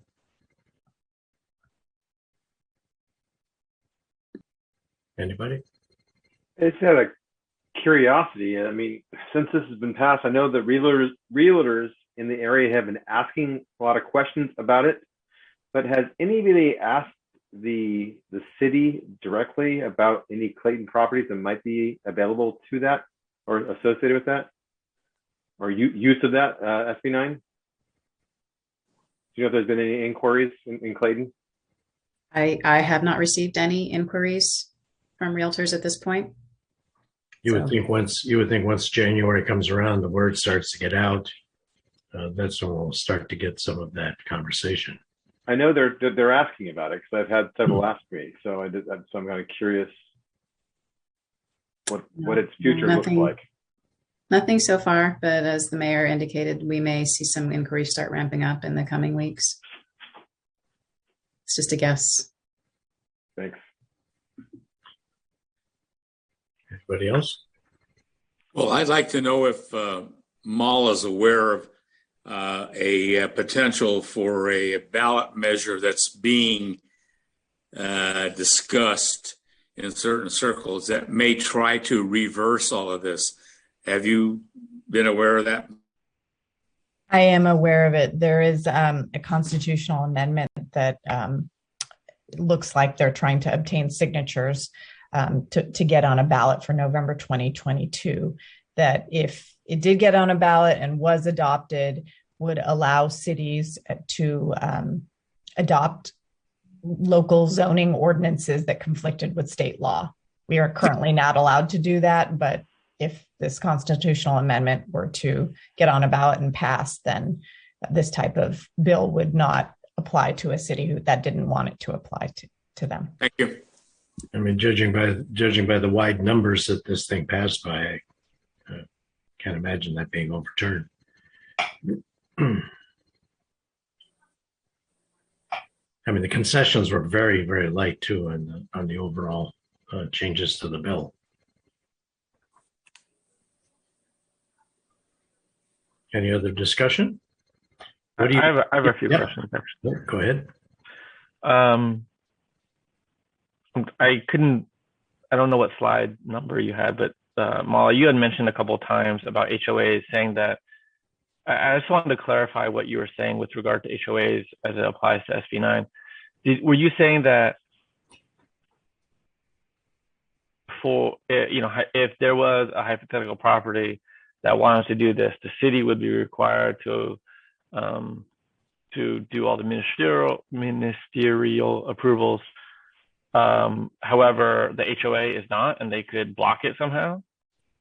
So, Councilmember Juan, if an HOA had CC&Rs that only permitted one residential unit on a lot, or permitted or required certain setback requirements or certain square footage for a lot, it's not something that the city would enforce, but a property owner would then need to comply with their HOA requirements.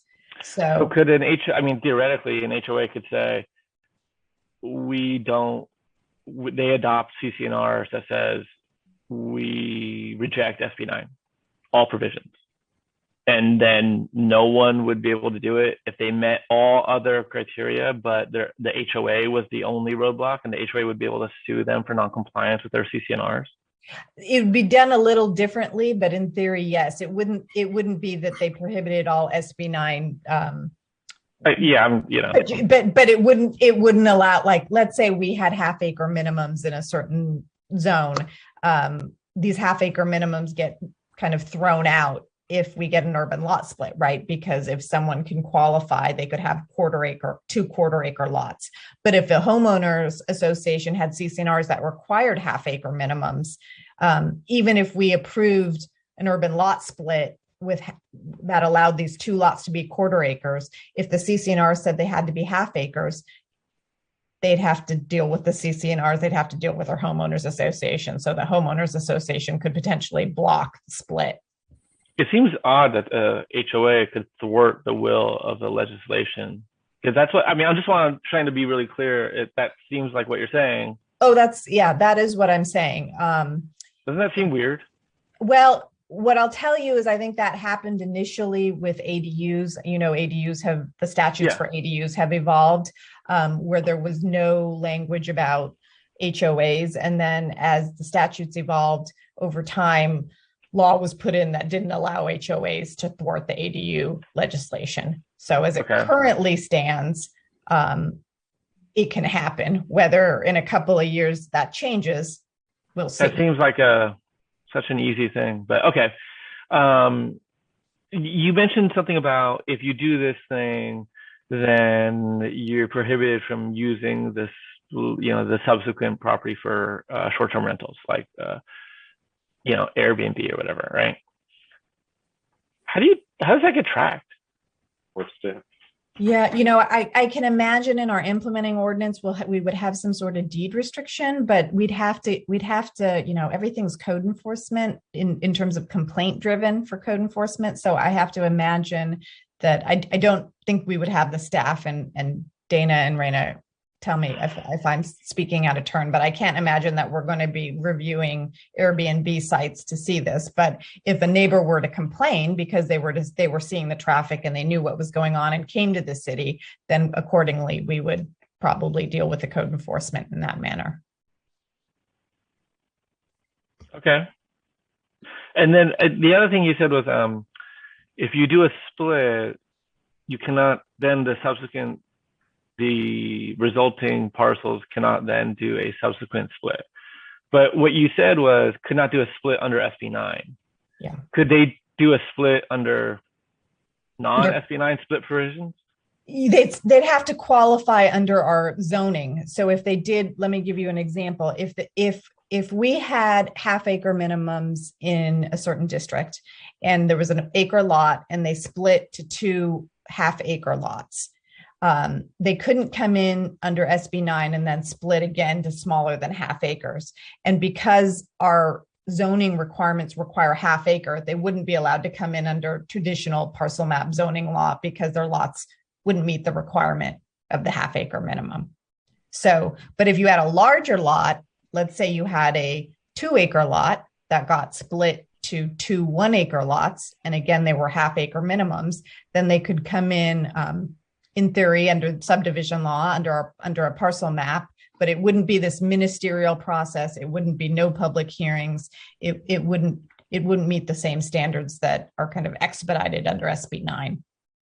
It would go to Planning Commission, I presume, Dana. It would have, we'd be able to require potential right-of-way conditions and things like that. Then it just goes under like old school non-SB9 rules. Exactly. Okay. And then do the subsequent things that are created, do those count for your arena? I think you said they do, right? I think what's going to happen is similar to ADUs. We're going to be need to track those and see how many get created, and then that'll get tracked with part of the housing element, and then I think it will probably get tracked for arena purposes. Okay. Okay.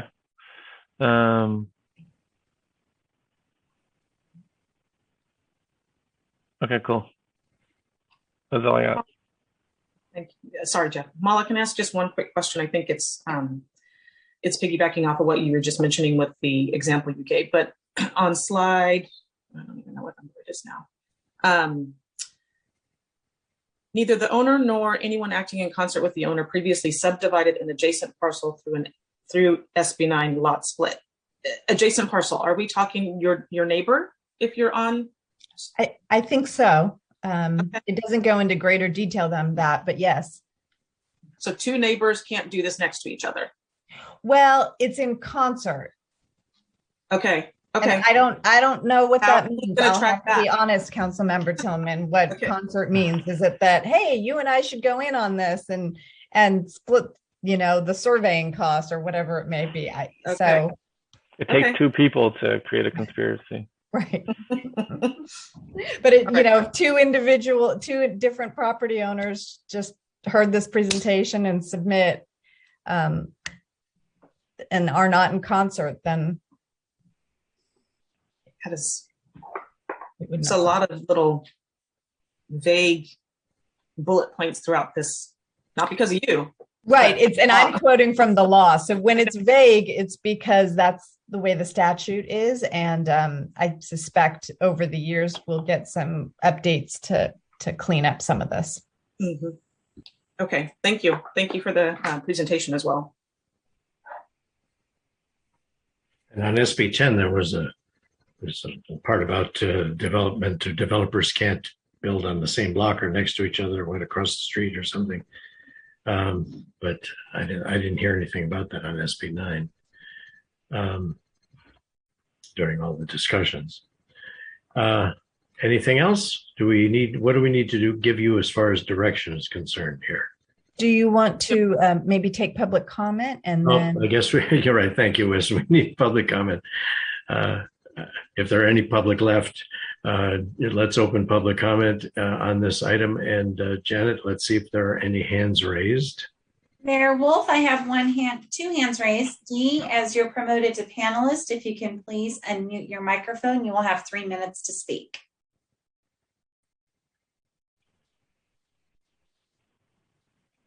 Can you hear me? Hello, Dee. Welcome. Hi, I'm still with you. One of the brave souls. Yeah.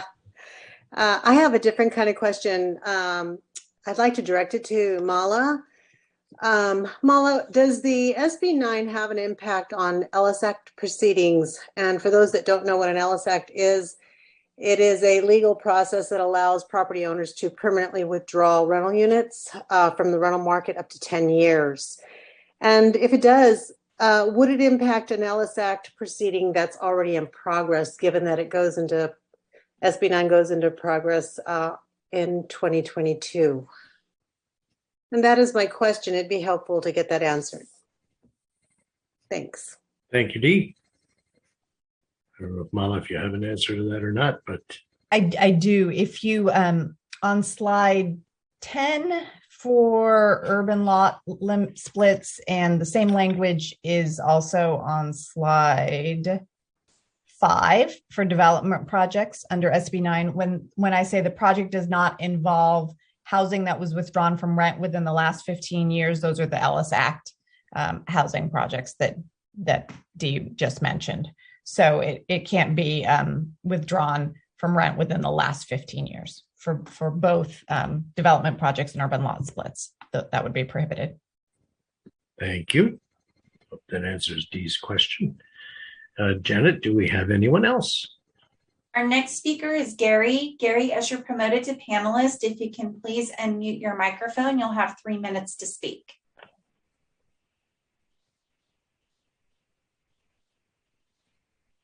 Good evening. I'm still with you. Welcome back.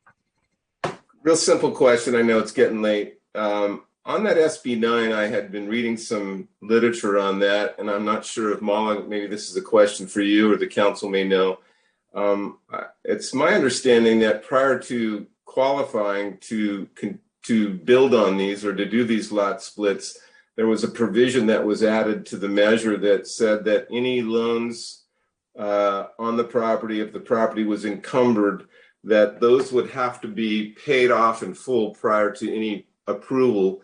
That was my main question. I thought that was an interesting thing that I read that was regarding SB 9.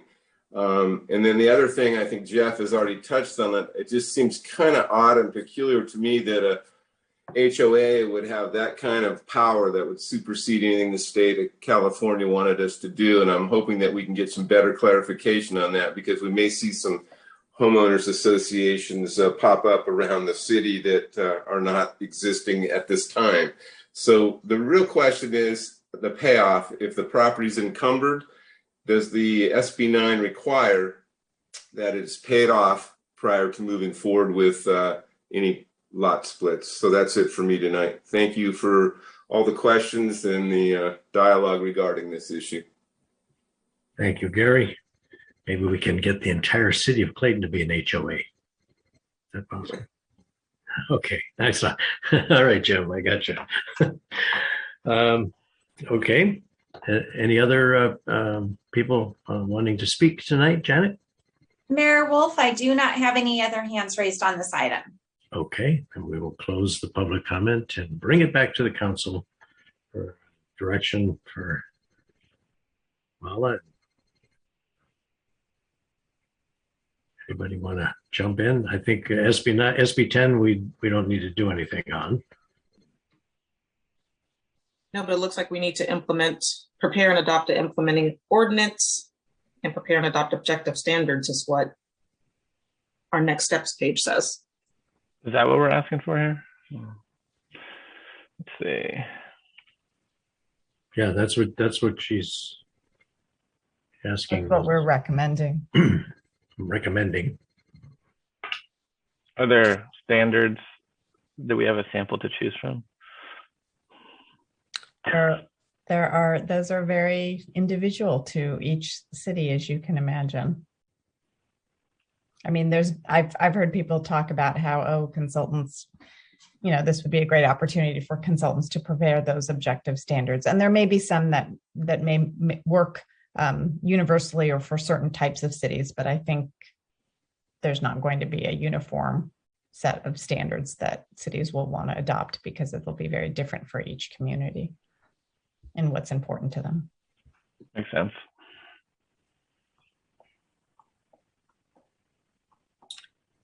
Well, if I'm looking at, hold on one second.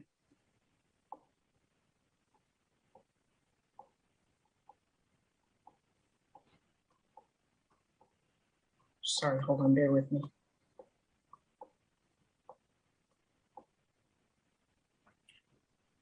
Okay. I'm trying to find a slide that had some language on it. Give me one sec. Pertaining to. It's only to the there was slide number 6 had objective zoning standards, objective subdivision standards, and objective design standards. Yeah. Are those the standards that we're talking about primarily? Yeah. Subdivision. Correct. I mean, and as I mentioned, some of the standards are limited by SB 330, but and I'm not suggesting that these standards be discussed tonight. I think for simplicity purposes, maybe it's just to give direction to staff to move forward with preparing some draft standards for council review. I got to assume that there's other entities out there that our staff is aware of that have already started preparing some of these standards, and I would trust that they can give us some guidance on what they think might fit. I'm not sure what specifically we could do at this point as far as giving them specific direction. Yeah, I mean, the next steps are almost the direction, aren't they? Well, the direction seems to be like providing at least some guiding principles, like that, which could be like, can you come back with some standards that maximize housing production? That could be direction, right? Or can you come back with standards? Yeah. Can you come back with standards that, try to funnel this into certain areas of town, something like that? I don't know. I don't think that you're looking for specifics. I think you're looking for guidance on what directions, like what general pathways we want to take. Because there's very few that are available to us, right? So there are, and so maybe, yes, I'm not looking for you to start discussing objective standards. I think, maybe what we would do is we would bring those back at an appropriate time for council to consider. But I think maybe it's really the implementation ordinance. You heard a lot of places where I said we're not required to do this. I think if we could get some sort of direction that we want to just stick to maybe the bare requirements or minimums that are set forth in SB 9, those are things that we could call out in the implementation ordinance as a draft that would then come forward to you. So SB 9 talked about 2,400 square feet as being the lot size that could be subdivided into 1,200 square foot lots. Correct. Can we make that larger? No, you can make it smaller. So that would be an example of, we would bring back an ordinance that says that it has to be no smaller than 1,200 square feet per lot. That would be an example of something we would put in for clarifying in the implementation. That's you're going the wrong way, Mala. You're going the wrong way. I'm trying to direct you into what you can do instead of. I obviously would like to maximize the benefit as much as possible and make it so nothing goes smaller. Obviously, that's 1,200 square foot lot is tiny, man. Putting an 800 square foot home on a 1,200 square foot lot, that's crazy. It what do you mean, dude? You can make it like 8 stories. You can make it like 8 stories and have it stick up like a like a Like they're doing in New York now. Everything is pencil buildings. it could be like a Jenga tower. Yeah, that's what they're doing in New York now. What were you saying, Dana? Oh, I was simply saying that yes, you could do something like a townhouse, a small 2-story. So it's possible, but yes, it would be narrow.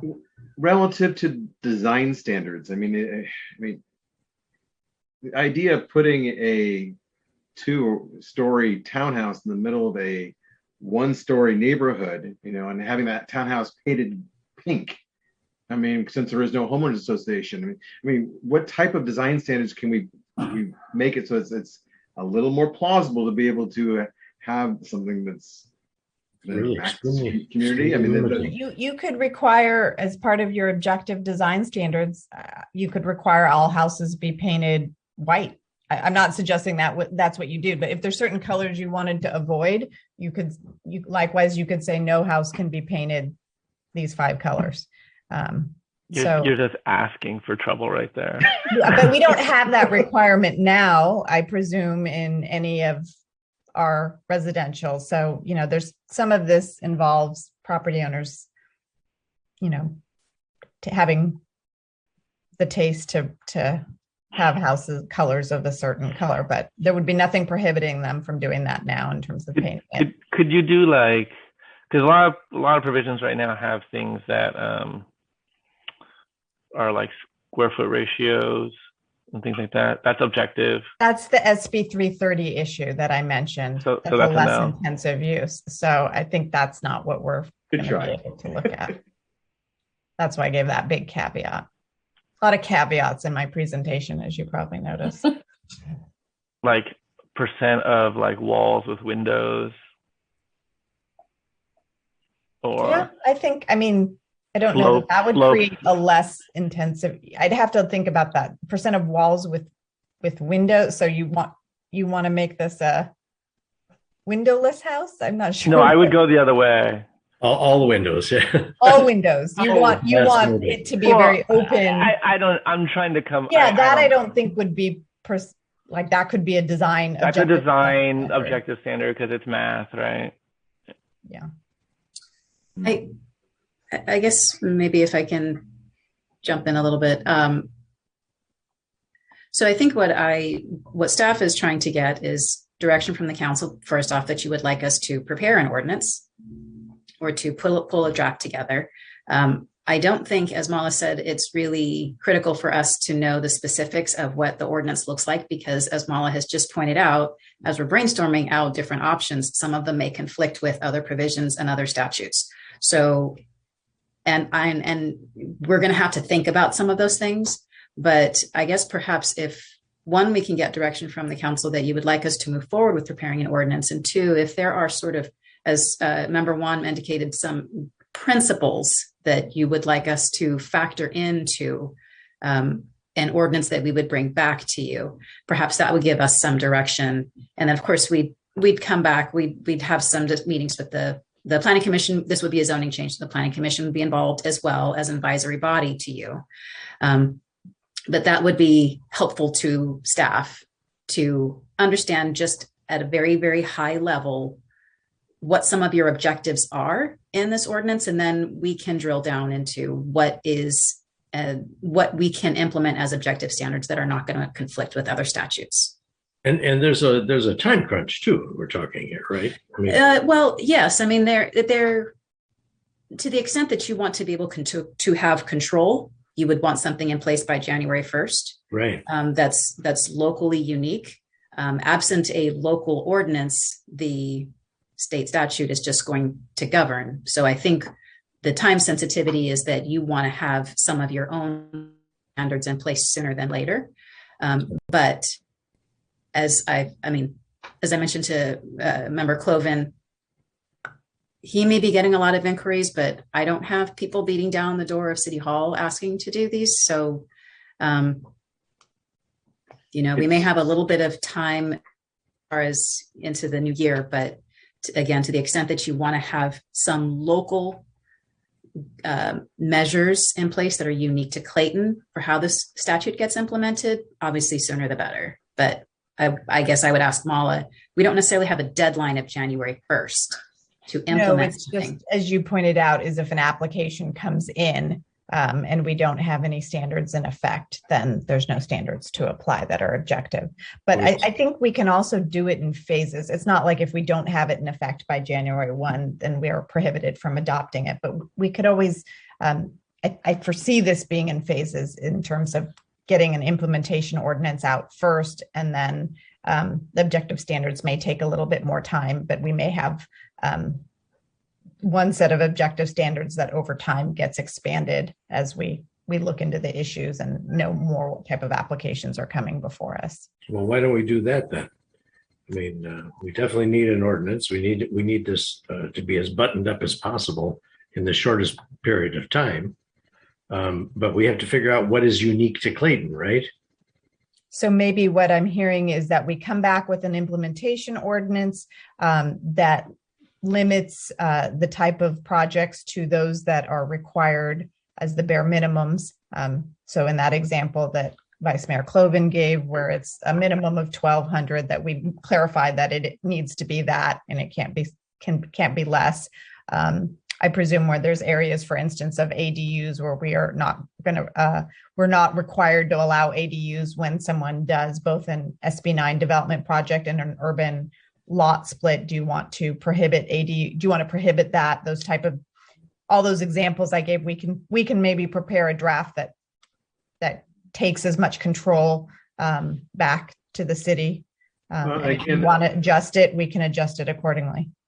Since we're not in a walking distance of a high quality transit corridor, I mean, I would definitely want to put in a statement that we can require a parking. That seems to be appropriate. That'd be the one parking space. Absolutely. Yeah. So all of those type of requirements we can put in. The setbacks of 4 feet for the rear and side that I mentioned earlier. We can. I think it sounds like we can prepare an implementation ordinance that clarifies all of that. If they increase, go ahead. I just have one quick question. This is what I was looking for. Can you explain what cannot require the correction of non-conforming zoning conditions? So if we, go ahead. Yeah, so if there's, let's say on the urban lot split, if there's an existing house that somehow doesn't meet the setback requirements, we can't, as part of the urban lot split, require that it meet the setback requirements now. So, but it wasn't previously. You meaning? Yeah. Okay. Exactly. But so it's non-conforming to the current zoning standards. A lot of times it may have conformed at the time it was built. The zoning standards have changed, and so it's not conforming. But a lot of times you can, as you intensify the use on your parcel, you can normally require that things to be corrected, but they're clarifying that you can't in this case. Okay, I misunderstood that bullet. I thought that they were saying if they came to us with a permit to say they were going to build this and they didn't do it properly, they couldn't be penalized for that. I misread it. Okay, thank you. Go ahead, Jeff. You were going to say something about the state. Sorry. Transit. If they increase, or is it decrease the headway time on the bus stops, does that then convert into a high quality transit area? So high quality transit corridor is a corridor. Sorry. Yeah, is a corridor with fixed route bus service intervals no longer than 15 minutes during peak commute hours. I don't know if we have that. I suspect we don't. We do not. Yeah. I think they're at 20, right? Or 25. That's what I had thought. Yeah, it's yeah. So if County Connection decides to increase the headways to 15 minutes or less, does that then convert our areas into high quality transit corridors? If the property is within half a mile. Within. Right. So then it would, and then we couldn't require that one off-street parking space per unit. Is there a temporal component to that? Like if it's currently 20 minutes, then it's currently 20 minutes and they apply now, we can require that one space. But then they change it to 10 minutes, then they apply, and then it's changed it back to 20 minutes. It's going to be the standards that are in effect when they apply. So if there's a 20-minute headway, we can require that one off-street parking space. Yeah, I guess the guidance that, my preference would be, the guidance that I would give is that we should adopt some kind of ordinance to be as restrictive as permissible in all the levers that we're able to pull. I agree. Seems reasonable. Okay, yeah. I think that's the direction we were looking to seek. And then I think we will, at some point start considering objective design standards, but the first phase of this is really getting that implementation ordinance into effect. Okay. And feel free to be creative. Yeah, absolutely. Do we need any motion or anything? You could go okay with the direction? I think the direction is great. Just one quick question. I was looking twice. You underlined the word building official as far as somebody who can object, reject or deny. Who is that? Is that Dana? We contract, if I'm not mistaken, with the county, and that's pretty. It's fairly common with other cities in the county. Is it like an inspector, building inspector? Our building official. Our building official is someone from the county that we contract with. So that's also kind of a little twist for us, is that we're going to have close coordination. I'm sure we do anyways, but even more close coordination on these SB9 applications. Yeah, the inspector and the inspectors are the ones that actually go out in the field and look at the construction. The building official is the head of the the head of the building department at the county. Thanks for clarification. Appreciate it. All right. We wrapped up on this? Yes. Okay.